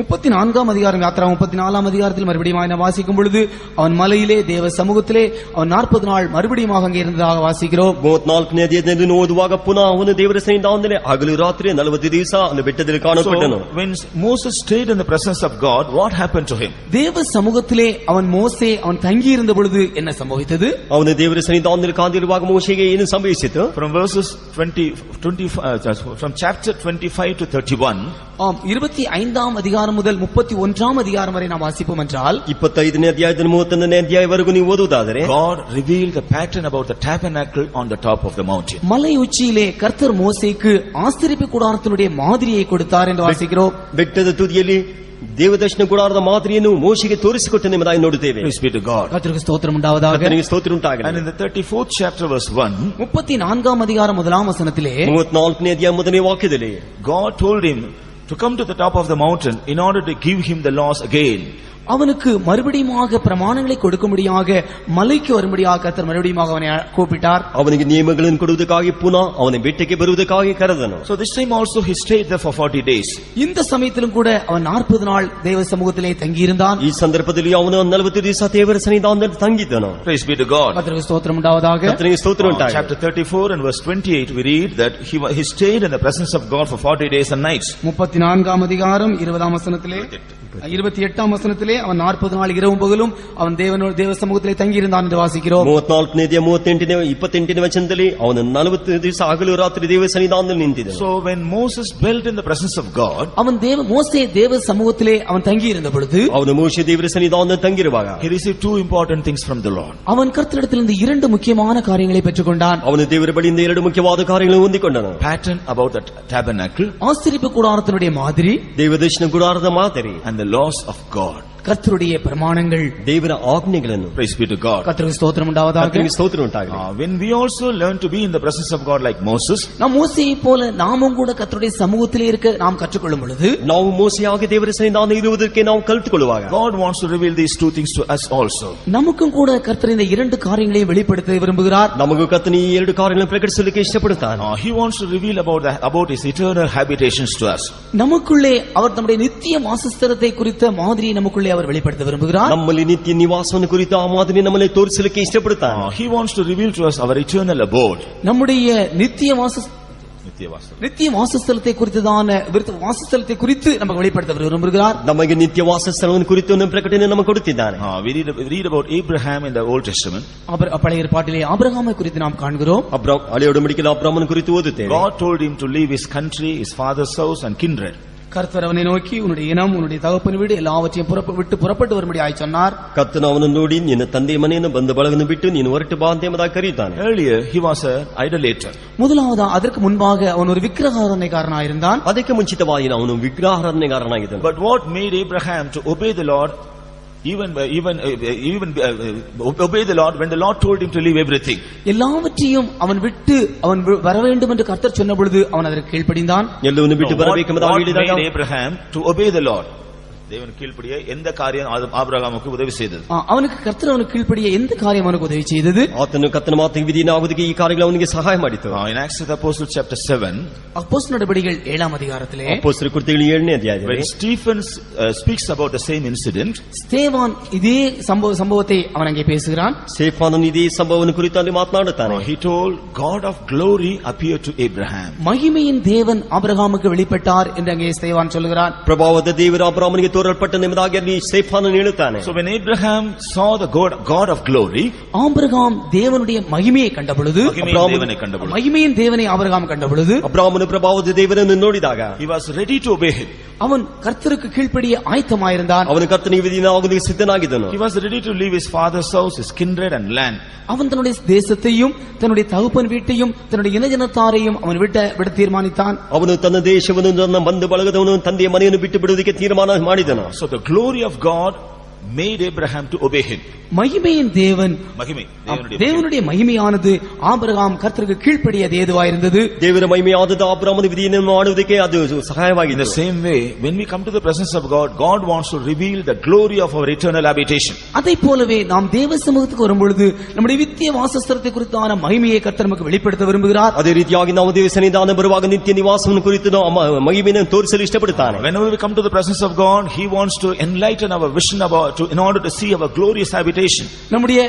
நாம் தேவனுடைய சமூகத்துக்கு வரும் பொழுது நம்முடைய மகிமையின் வாசஸ்தலத்தை குறித்ததான அந்த உணர்வை, தரிசனத்தை கர்த்தர் நமக்குள்ளே அவர் பிரகாசிக்க செய்ய விரும்புகிறார். ನಾವು ದೇವರ ಸನ್ನಿಧಾನಕ್ಕೆ ಬರುವಾಗ ನಮ್ಮ ನಿತ್ಯ ನಿವಾಸದ ಕುರಿತದಾದ ದರ್ಶನವನ್ನು ಪ್ರಕಾಶಿಸುವಂತೆ ಮಾಡುತ್ತಾನೆ. Whenever vision is enlightened concerning our glorious habitation, நம்முடைய மகிமையின் வாசஸ்தலத்தை குறித்ததான அந்த தரிசனமானது நமக்குள்ளே பிரகாசிக்கப்படும் பொழுது, ಆ ಮಹಿಮೆಯಾದ ನಿವಾಸದ ಕುರಿತದಾದ ಆ ದರ್ಶನ ನಮ್ಮಲ್ಲಿ ಪ್ರಕಾಶಿಸುವಾಗ we will be ready to leave the glory of this world. நாம் இந்த உலகத்தின் மகிமையை விட்டுவிட நாம் ஆயத்தமாயிருப்போம். ನಾವು ಈ ಲೋಕದ ಮಹಿಮೆಯನ್ನು ಬಿಟ್ಟು ಬಿಡುವುದಕ್ಕೆ ತೀರ್ಮಾನಿಸುತ್ತೇವೆ. We will be ready to leave the greatness of this world. இந்த உலகத்தினுடைய மேன்மைகளை எல்லாம் விட்டுவிட நாம் ஆயத்தமாயிருப்போம். ಈ ಲೋಕದ ಎಲ್ಲ ಶ್ರೇಷ್ಠತೆಯನ್ನು ಬಿಟ್ಟು ಬಿಡಲು ಸಿದ್ಧರಾಗಿರುತ್ತೇವೆ. We will be ready to leave the rudiments of this world. இந்த உலகத்தினுடைய பழக்க வழக்கங்களை விட்டுவிட நாம் ஆயத்தமாயிருப்போம். ನಾವು ಈ ಲೋಕದ ಅಭ್ಯಾಸಗಳನ್ನು ಬಿಟ್ಟು ಬಿಡುವುದಕ್ಕೆ ನಾವು ಸಿದ್ಧರಾಗಿರುತ್ತೇವೆ. We will be ready to leave the fashions and the things of this world. இந்த உலகத்தினுடைய காரியங்கள், இந்த உலகத்தினுடைய ஆசாபாசங்களை விட்டுவிட நாம் ஆயத்தமாயிருப்போம். ಈ ಲೋಕದ ಆಸಾಪಾಸಗಳನ್ನು ಬಿಟ್ಟು ಬಿಡುವುದಕ್ಕೆ ನಾವು ಸಿದ್ಧರಾಗಿರುತ್ತೇವೆ. Why the people of God want to enjoy this world? ஏன் தேவனுடைய ஜனங்கள் உலகத்தை அனுபவிக்க அவர்கள் ஆசைப்படுகிறார்கள்? ಯಾಕೆ ಜನರು ಲೋಕವನ್ನು ಅನುಭವಿಸಲಿಕ್ಕೆ ಇಷ್ಟಪಡುತ್ತಾರೆ? Because they don't have the vision and the revelation about their glorious habitation. மகிமையின் வாசஸ்தலத்தை குறித்ததான அந்த தரிசனம் அவர்களுக்கு இல்லாமல் இருக்கிறபடியால் தான். ಪ್ರಭಾವದ ನಿವಾಸವನ್ನು ಕುರಿತ ದರ್ಶನ ಅವರಲ್ಲಿ ಇಲ್ಲದೇ ಇರುವ ನಿಮಿತ್ತವಾಗಿ. Recently I heard about a church in Andhra Pradesh. நான் சமீபத்திலே ஆந்திராவில் இருக்கிறதான ஒரு சபையை குறித்து இப்படி கேள்விப்பட்டேன். ಇತ್ತೀಚೆಗೆ ಆಂಧ್ರದಲ್ಲಿ ಇರುವಂತಹ ಒಂದು ಸಭೆಯನ್ನು ಕುರಿತು ಈ ರೀತಿ ಕೇಳಲ್ಪಟ್ಟೆನು. In the main entrance, அவருடைய முக்கிய நுழைவாயிலே ಅವರ ಮುಖ್ಯ ದ್ವಾರದಲ್ಲಿ a big strip of gold is kept. ஒரு பெரிய on the floor it was laid. அவருடைய அந்த முக்கிய நுழைவாயிலே அந்த கதவினுடைய வாசல்ல பொன்னால ஒரு குறிப்பிட்ட ஒரு ஸ்ட்ரிப் ஒரு தர போட்டு ஒரு பொன் தரையானது அங்கே பதிக்கப்பட்டிருந்தது. ಅವರ ಮುಖ್ಯ ಬೀದಿಯಲ್ಲಿ ಅವರು ಬಂಗಾರದ ನೆಲವನ್ನು ಹಾಕಲ್ಪಟ್ಟಿದೆ. What do they say? அவர்கள் என்ன சொல்கிறார்கள்? ಏನು ಹೇಳ್ತಾರೆ? In eternity we are going to walk on the goal. நாம் நித்தியத்திலே நாம் பொன்னின் மேல் அல்ல தங்கத்தின் மேல் நடக்க போகிறோம். ನಾವು ನಿತ್ಯದಲ್ಲಿ ಬಂಗಾರದ ಮೇಲೆ ನಡೆಯಲಿದ್ದೇವೆ. Because we read in the scripture the streets of New Jerusalem was made of gold. நாம் வேத வசனத்தில் வாசிக்கும் பொழுது புதிய எருசலேமினுடைய வீதிகள் எல்லாம் அது பொன்னினால் செய்யப்பட்டது என்று நாம் வாசிக்கிறோம். ನಾವು ವೇದದಲ್ಲಿ ನಾವು ಓದುವಾಗ ಹೊಸ ಯೆರೂಸಲೇಮ್ ಬೀದಿ ಆದದ್ದು ಚೊಕ್ಕ ಬಂಗಾರದಿಂದ ಮಾಡಲ್ಪಟ್ಟಿದೆ ಎಂಬುದಾಗಿ ಓದುತ್ತೇವೆ. Right now that should be under our feet, that should not be upon our body. இப்பொழுது தானே அது நம்முடைய கால்களுக்கு கீழே இருக்கும் என்றால் அது நம்முடைய சரீரத்தில் it must be under our feet and it should not be upon our body. அது இப்பொழுது தானே நம்முடைய கால்களுக்கு கீழே இருக்க வேண்டும், நம்முடைய சரீரத்திலே அது வரக்கூடாது. ಈಗಲೇ ಅದು ನಮ್ಮ ಕಾಲಿನ ಕೆಳಗೆ ಇರಬೇಕು, ಅದು ನಮ್ಮ ದೇಹದ ಮೇಲೆ ಬರಬಾರದು. That's why they have made us in the floor a golden strip. ஆனபடினால் தான் அவர்கள் அந்த தரையிலே இந்த பொன்னை அவர்கள் பதித்து வைத்திருக்கிறார்கள். ಆದ್ದರಿಂದ ಅವರು ಆ ನೆಲಕ್ಕೆ ಅವರು ಬಂಗಾರವನ್ನು ಹಂಚಿದ್ದಾರೆ. Praise be to God. கர்த்தருக்கு ஸ்தோத்திரம் உண்டாவதாக. ಸ್ತೋತ್ರ ಉಂಟಾಗಲಿ. Dear children of God, when we have a revelation or vision about the glorious habitation that God is preparing for us, அருமையான தேவனுடைய பிள்ளைகளே, கர்த்தர் நமக்கு ஆயத்தம் பண்ணி கொண்டிருக்கிறதான நித்திய வாசஸ்தலத்தை குறித்ததான ஒரு வெளிப்படுத்தல் நமக்கு எப்பொழுதும் இருக்க வேண்டும். அப்படி இருக்கும் என்றால் ಪ್ರಿಯವಾದವರೇ, ನಮಗಾಗಿ ಕರ್ತನ ನಿತ್ಯ ವಾಸಸ್ಥಳವನ್ನು ಸಿದ್ಧ ಮಾಡುವುದು ಒಂದು ಪ್ರಕಟಣೆ ನಮಗೆ ಇರುವುದಾದರೆ we will not be affected or allured by the glories of this world or the things of this world. இந்த அப்படி இருக்கும் என்றால் இந்த உலகத்தின் மகிமையோ இந்த உலகத்தின் காரியங்களோ நம்மை ஒரு நாளும் அது அசைக்க முடியாது. ಹಾಗಿರುವುದಾದರೆ ಈ ಲೋಕದ ಕಾರ್ಯವೋ ಈ ಲೋಕದ ಕಾರ್ಯಗಳು ನಮ್ಮನ್ನು ಗದರಿಸಲಿಕ್ಕೆ ಸಾಧ್ಯವಿಲ್ಲ. The Lord gave him laws. இரண்டாவதாக கர்த்தர் பிரமாணங்களை மலையிலே கொடுத்தார். ಇದಕ್ಕಾಗಿ ಕರ್ತನ ಆಜ್ಞೆಗಳನ್ನು ಕೊಟ್ಟನು. Praise be to God. கர்த்தருக்கு ஸ்தோத்திரம். ಕರ್ತನಿಗೆ ಸ್ತೋತ್ರ. When we come to the presence of God also, the Lord gives us laws through his counsel. நாம் தேவனுடைய சமூகத்துக்கு வரும் பொழுது அவருடைய ஆலோசனையின் மூலமாக அவருடைய கட்டளைகளை அல்லது அவருடைய பிரமாணங்களை நமக்கு கொடுக்கிறார். ನಾವು ದೇವರ ಸನ್ನಿಧಾನಕ್ಕೆ ಬರುವಾಗ ಆತನ ಆಲೋಚನೆ ಮೂಲಕವಾಗಿ ಆತನ ನಿಯಮಗಳನ್ನು ನಮಗೆ ಕೊಡ್ತಾನೆ. When we receive these laws and when we apply these laws in our lives, நாம் இந்த கற்பனைகளை பெற்றுக்கொண்டு இந்த பிரமாணங்களை பெற்றுக்கொண்டு நம்முடைய ஜீவியத்தில் நம்ம இதை கொண்டு வருவோம் என்றால் ಈ ಆಜ್ಞೆಗಳನ್ನು ನಾವು ಹೊಂದಿಕೊಂಡು ನಮ್ಮ ಜೀವಿತಕ್ಕೆ ನಾವು ಇದು ತರುವುದಾದರೆ that will prepare us to reach our destination. நாம் நம்முடைய போய் சேர வேண்டியதான அந்த இடத்திலே போய் சேர அது நமக்கு உதவி செய்யும். ಅದು ನಾವು ಹೋಗಿ ಸೇರಬೇಕಾದ ಸ್ಥಳಕ್ಕೆ ಹೋಗಿ ಸೇರುವುದಕ್ಕೆ ಸಹಾಯ ಮಾಡುತ್ತದೆ. Praise be to God. கர்த்தருக்கு ஸ்தோத்திரம் உண்டாவதாக. ಕರ್ತನಿಗೆ ಸ್ತೋತ್ರ ಉಂಟಾಗಲಿ. Another important thing we find in Moses, மோசேக்குள்ளே காணக்கூடியதான இன்னொரு முக்கியமான காரியம், ಮೋಶೆಯ ಬಳಿಗೆ ಕಾಣಲ್ಪಡುವಂತ ಇನ್ನೂ ಮುಖ್ಯವಾದ ಕಾರ್ಯ in verse 29, 29ஆம் வசனத்திலே 29ನೇ ವಚನದಲ್ಲಿ chapter 34 and verse 29, யாத்திராகமம் 34ஆம் அதிகாரம் 29ஆம் வசனத்திலே ವಿಮೋಚನ ಕಾಂಡ 34 29ನೇ ವಚನದಲ್ಲಿ when Moses came down from the presence of God, மோசே தேவனுடைய சமூகத்திலிருந்து அவன் இறங்கி வந்த பொழுது ಮೋಶೆ ದೇವರ ಸನ್ನಿಧಾನದಿಂದ ಇಳಿದು ಬರುವಾಗ the skin of his face shone while he talked with him. அவன் அவர்களோடு பேசின பொழுது அவனுடைய முகம் பிரகாசிக்கிறதை கண்டார்கள். ಅವನೊಂದಿಗೆ ಮಾತನಾಡಿದಾಗ ಅವನ ಮುಖ ಪ್ರಕಾಶವಾಗಿ ಹೊಂದಿದ್ದನ್ನು ನೋಡಿದರು. Moses was not aware of it, but others were able to see this. மோசே அதை குறித்து அறிந்திருக்கவில்லை, ஆனால் மற்ற ஜனங்கள் அதை கண்டார்கள். ಮೋಶೆ ಅದನ್ನು ತಿಳಿದಿರಲಿಲ್ಲ, ಆದರೆ ಬೇರೆ ಜನರು ಅದನ್ನು ತಿಳಿದಿದ್ದಾರೆ. There was a big glory, a great glory in the face of Moses. மோசேனுடைய முகத்திலே ஒரு பெரிய மகிமை காணப்பட்டிருந்தது. ಮೋಶೆಯ ಮುಖದಲ್ಲಿ ಒಂದು ದೊಡ್ಡ ಪ್ರಕಾಶವು ಕಾಣಲ್ಪಟ್ಟಿತು. His face was shining with glory. அவனுடைய முகமானது மகிமையினால் பிரகாசித்தது. ಅವನ ಮುಖವಾದದ್ದು ಮಹಿಮೆಯಿಂದ ಪ್ರಕಾಶಿಸಿತು. Praise be to God. கர்த்தருக்கு ஸ்தோத்திரம் உண்டாவதாக. ಕರ್ತನಿಗೆ ಸ್ತೋತ್ರ ಉಂಟಾಗಲಿ. Dear children of God, அருமையான தேவனுடைய பிள்ளைகளே, ಪ್ರಿಯವಾದ ದೇವ ಜನರೇ, whenever we come to the presence of God, நாம் தேவ சமூகத்துக்கு வரும்பொழுதெல்லாம் ನಾವು ದೇವ ಸನ್ನಿಧಾನಕ್ಕೆ ಬರುವಾಗಲ್ಲ and receive the revelation and vision about our glorious habitation, நம்முடைய மகிமையின் வாசஸ்தலத்தை குறித்ததான அந்த வெளிப்படுத்தலை நாம் பெற்றுக்கொள்ளும் பொழுது ನಮ್ಮ ಮಹಿಮೆಯಾದ ವಾಸಸ್ಥಳವನ್ನು ಕುರಿತಾದ ಪ್ರಕಟಣೆ ನಾವು ಹೊಂದಿಕೊಳ್ಳುವಾಗ and when we submit ourselves to the laws necessary to keep for it, நாம் நம்மை அவருடைய பிரமாணங்களுக்கு நம்மை ஒப்புக் கொடுக்கும் பொழுது ನಾವು ನಮ್ಮ ಆತನ ಆಜ್ಞೆಗಳಿಗೆ ನಮ್ಮನ್ನು ಒಪ್ಪಿಸಿಕೊಡುವಾಗ when we receive the laws and when we are willing to obey the laws of God, நாம் பிரமாணங்களை பெற்றுக்கொண்டு அந்த பிரமாணங்களுக்கு நம்மை கீழ்ப்படிய நம்மை ஒப்புக் கொடுக்கும் பொழுது ನಾವು ಆಜ್ಞೆಗಳನ್ನು ಹೊಂದಿಕೊಂಡು ಅದು ನಿಯಮಕ್ಕೆ ಒಪ್ಪಿಸಿಕೊಡುವಾಗ God will fill us also with his glory. கர்த்தர் தம்முடைய மகிமையினால் நம்மையும் நிரப்புவார். ಕರ್ತನು ತನ್ನ ಪ್ರಭಾವದಿಂದ ನಮ್ಮನ್ನು ತುಂಬಿಸುವನು. Our face will be shining. நம்முடைய முகமானது பிரகாசிக்கும். ನಮ್ಮ ಮುಖವು ಪ್ರಕಾಶಮಾನ ಹೊಂದುತ್ತದೆ. When we go back to our homes, நாம் நம்முடைய வீடுகளுக்கு திரும்பி போகும் பொழுது ನಾವು ಮನೆಗೆ ಹಿಂತಿರುಗಿ ಹೋಗುವಾಗ when we go back to our working spot, நம்முடைய வேலையிடங்களுக்கு நாம் திரும்பி போகும் பொழுது ನಾವು ಕೆಲಸ ಮಾಡುವಂತ ಸ್ಥಳಕ್ಕೆ ಹಿಂತಿರುಗಿ ಹೋಗುವಾಗ others will be able to see the glory in our face. நம்முடைய முகத்திலே நாம் நம்முடைய பிரகாச தேவ மகிமையை காணாவிட்டாலும் கூட ನಾವು ನಮ್ಮ ಮುಖದಲ್ಲಿ ಇರುವ ಪ್ರಕಾಶ ನೋಡದೆ ಹೋದರು others are able to see the glory in our face. மற்றவர்கள் நம்முடைய முகத்திலே அவர்கள் தேவனுடைய மகிமையை காண முடியும். ಬೇರೆಯವರು ನಮ್ಮ ಮುಖದಲ್ಲಿ ಇರುವಂತ ದೇವರ ಮಹಿಮೆಯನ್ನು ಕಾಣಲಿಕ್ಕೆ ಸಾಧ್ಯವಾಗುತ್ತದೆ. They will tell us, you are seen very happy, what happened to you? அவர்கள் சொல்லுவார்கள், நீ மிகவும் சந்தோஷமாயிருக்கிறாயே, உனக்கு என்ன நேரிட்டது? ಅವರು ಹೇಳುತ್ತಾರೆ, ನೀನು ಬಹಳವಾಗಿ ಸಂತೋಷವಾಗಿದೆಯಾ, ನಿನಗೆ ಏನು ಸಂಭವಿಸಿದೆ? நேசித்தீர்கள் Others will be able to see the glory on our face. நம்முடைய முகத்திலே மற்றவர்கள் தேவ மகிமையை காண முடியும். ನಮ್ಮ ಮುಖದಲ್ಲಿ ಬೇರೆಯವರು ಮಹಿಮೆಯನ್ನು ನೋಡೋದಕ್ಕೆ ಸಾಧ್ಯವಾಗುತ್ತದೆ. Because God will not only reveal the glory of our eternal habitation. ஏனென்றால் தேவன் தம்முடைய நித்திய மகிமையினுடைய நித்திய வாசஸ்தலத்தினுடைய மகிமையை நமக்கு வெளிப்படுத்துவது மாத்திரமல்ல, ಏಕೆಂದರೆ ನಮಗೆ ನಿತ್ಯ ಮಹಿಮೆಯ ನಿವಾಸವನ್ನು ಕುರಿತು ನಮಗೆ ತೋರಿಸಿಕೊಟ್ಟಿದ್ದು ಮಾತ್ರವಲ್ಲ, God also will fill us with His glory right in His presence. அவருடைய சமூகத்திலே கர்த்தர் தம்முடைய மகிமையினால் நம்மை நிரப்பக்கூடியவராகவும் இருக்கிறார். ಆತನ ಸನ್ನಿಧಾನದಲ್ಲಿ ಆತನ ಪೂರ್ತಿಯಾದ ಪ್ರಭಾವದಿಂದ ತುಂಬಿಸಲು ಬಂದಿದ್ದಾನೆ. This is how we are going from glory to glory. இதைத்தான் நாம் மகிமையிலிருந்து மகிமையிலே அடைந்து கொள்ள முடியும். ಇದನ್ನೇ ನಾವು ಮಹಿಮೆಯಿಂದ ಮಹಿಮೆಯನ್ನು ಹೊಂದಿಕೊಳ್ಳಲಿಕ್ಕೆ ಸಾಧ್ಯವಾಗುತ್ತದೆ. This is how the Lord is performing the work of transformation in our life. நம்முடைய ஜீவியத்திலே கர்த்தர் இப்படித்தான் அவர் நமக்குள்ளே மறுரூபத்தின் வேலையை செய்து கொண்டிருக்கிறார். ಹೀಗೆ ನಮ್ಮ ಜೀವಿತದಲ್ಲಿ ಕರ್ತನ ರೂಪಾಂತರ ಕೆಲಸವನ್ನು ಮಾಡುತ್ತಿರುತ್ತಾನೆ. Praise be to God. கர்த்தருக்கு ஸ்தோத்திரம் உண்டாவதாக. ಕರ್ತನಿಗೆ ಸ್ತೋತ್ರ ಉಂಟಾಗಲಿ. That's why He wants us to honor the presence of God and enjoy the presence of God and live in the presence of God. ஆனபடினால் தான் நாம் தேவ சமூகத்தை கனப்படுத்தி தேவ சமூகத்திலே சந்தோஷப்பட்டு தேவ சமூகத்திலேயே தங்கி இருக்கும்படியாக அவர் விரும்புகிறார். ಆದ್ದರಿಂದ ನಾವು ದೇವ ಸನ್ನಿಧಾನವನ್ನು ಗಣಪಡಿಸಿ ದೇವರ ಸನ್ನಿಧಾನ ತಂಗಿದ್ದು ದೇವರ ಸನ್ನಿಧಾನ ಉಲ್ಲಾಸ ಪಡಬೇಕೆಂಬುದಾಗಿ ಇಷ್ಟಪಡುತ್ತಾನೆ. When we come to the presence of God, நம் தேவ சமூகத்திற்கு வரும் பொழுது ನಾವು ದೇವ ಸನ್ನಿಧಾನಕ್ಕೆ God ಬರುವಾಗ will convict our faults, and when we repent for them, He will forgive our faults. கர்த்தர் நம்முடைய பாவங்களை நமக்கு உணர்த்தி கொடுக்கிறார். நாம் அதிலிருந்து மன்னிப்பை பெற்றுக் கொள்கிறோம். ನಾವು ನಮ್ಮ ಪಾಪಗಳನ್ನು ಆತನು ನಮಗೆ ಗ್ರಹಿಸಿಕೊಡುತ್ತಾನೆ, ಅದರಿಂದ ಕ್ಷಮಾಪಣೆಯನ್ನು ಹೊಂದಿಕೊಳ್ಳುತ್ತೇವೆ. When we come to the presence of God, நாம் தேவ சமூகத்துக்கு வரும் பொழுது ನಾವು ದೇವ ಸನ್ನಿಧಾನಕ್ಕೆ ಬರುವಾಗ we will be convicted of our faults, and when we begin to confess them, God will bless us as well as our household. கர்த்தர் நம்முடைய குற்றங்களை நமக்கு உணர்த்துகிறார். நாம் அவற்றை அறிக்கை செய்யும் பொழுது கர்த்தர் நமக்கு மன்னித்து அதன் மூலமாக நம்மை ஆசீர்வதிக்கிறார், நம்முடைய குடும்பத்தாரையும் ஆசீர்வதிக்கிறார். ನಾವು ದೇವರ ಸನ್ನಿಧಾನ ಬರುವಾಗ ನಮ್ಮ ಕುಂದುಕೊರತೆಗಳನ್ನು ಪ್ರಕಟಿಸಿಕೊಡುತ್ತಾನೆ, ಅದನ್ನು ನಾವು ಅರಿಕೆ ಮಾಡುವಾಗ ಅದನ್ನು ಕ್ಷಮಿಸಿ ನಮ್ಮನ್ನು ಆಶೀರ್ವದಿಸಿ ನಮ್ಮ ಕುಟುಂಬವನ್ನು ಆಶೀರ್ವದಿಸುತ್ತಾನೆ. In the presence of God, God wants to deliver us from all our griefs and sorrows. தேவ சமூகத்திலே கர்த்தர் நம்முடைய எல்லா துக்கங்களையும் நம்முடைய பாரங்களையும் நீக்கும்படியாக விரும்புகிறார். ದೇವರ ಸನ್ನಿಧಾನದಲ್ಲಿ ನಮ್ಮ ಎಲ್ಲಾ ದುಃಖಗಳನ್ನು ಭಾರಗಳನ್ನು ನೀಗಿಸಲು ಇಷ್ಟಪಡುತ್ತಾನೆ. He wants to hearken to our request, and He wants to grant our request at the right time. நாம் நம்முடைய விண்ணப்பங்களை தேவ சமூகத்திலே எடுக்கிறதான விண்ணப்பங்களை ஏற்ற சமயத்திலே தேவ சமூகத்தில் நமக்கு கொடுக்க அவர் விரும்புகிறார்.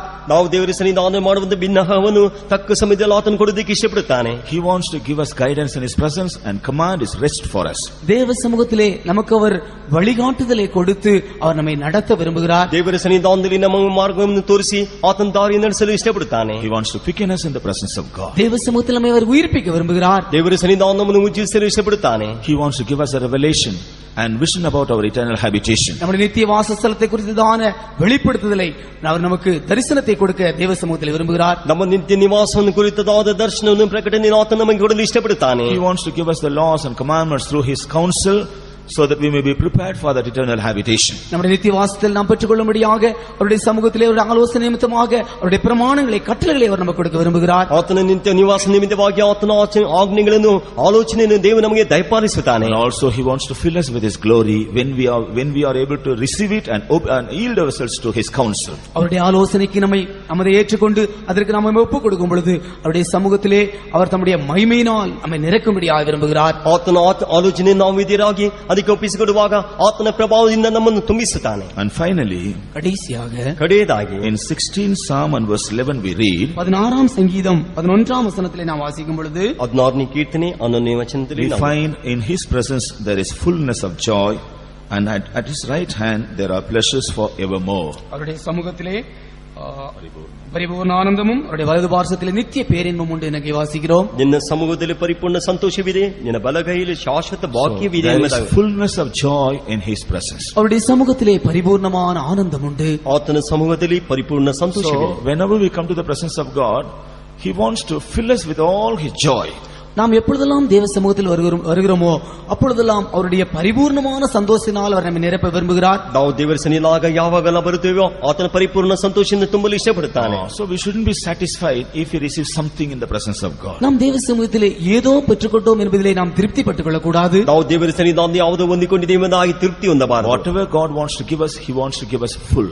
நாம் கர்த்தர் நமக்கு எதை கொடுக்க விரும்புகிறாரோ அதை பரிபூர்ணமாக முற்றிலுமாக முழுவதுமாக கொடுக்க அவர் விரும்புகிறார். ದೇವರು ನಮಗೆ ಯಾವುದನ್ನು ಕೊಡಲು ಇಷ್ಟಪಡುತ್ತಾನೋ ಅದು ಪರಿಪೂರ್ಣವಾಗಿ ಸಂಪೂರ್ಣವಾಗಿ ಕೊಡಲಿಕ್ಕೆ ಇಷ್ಟಪಡುತ್ತಾನೆ. So whenever we come to the presence of God, He wants to fill our hearts with His joy.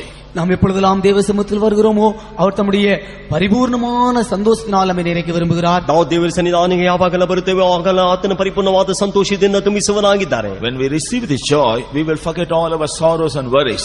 நாம் இந்த சந்தோஷத்தை பெற்றுக்கொள்ளும் பொழுது நம்முடைய எல்லா துக்கங்களையும் நம்முடைய வேதனைகளையும் நாம் மறந்து போகிறோம். ನಾವು ಈ ಪರಿಪೂರ್ಣವಾದ ಸಂತೋಷವನ್ನು ಹೊಂದಿಕೊಳ್ಳುವಾಗ ನಮ್ಮ ದುಃಖಗಳನ್ನು ನಮ್ಮ ವೇದನೆಯನ್ನು ನಾವು ಮರೆತು ಬಿಡುತ್ತೇವೆ. When we receive the joy, we also will be relieved of all our weaknesses.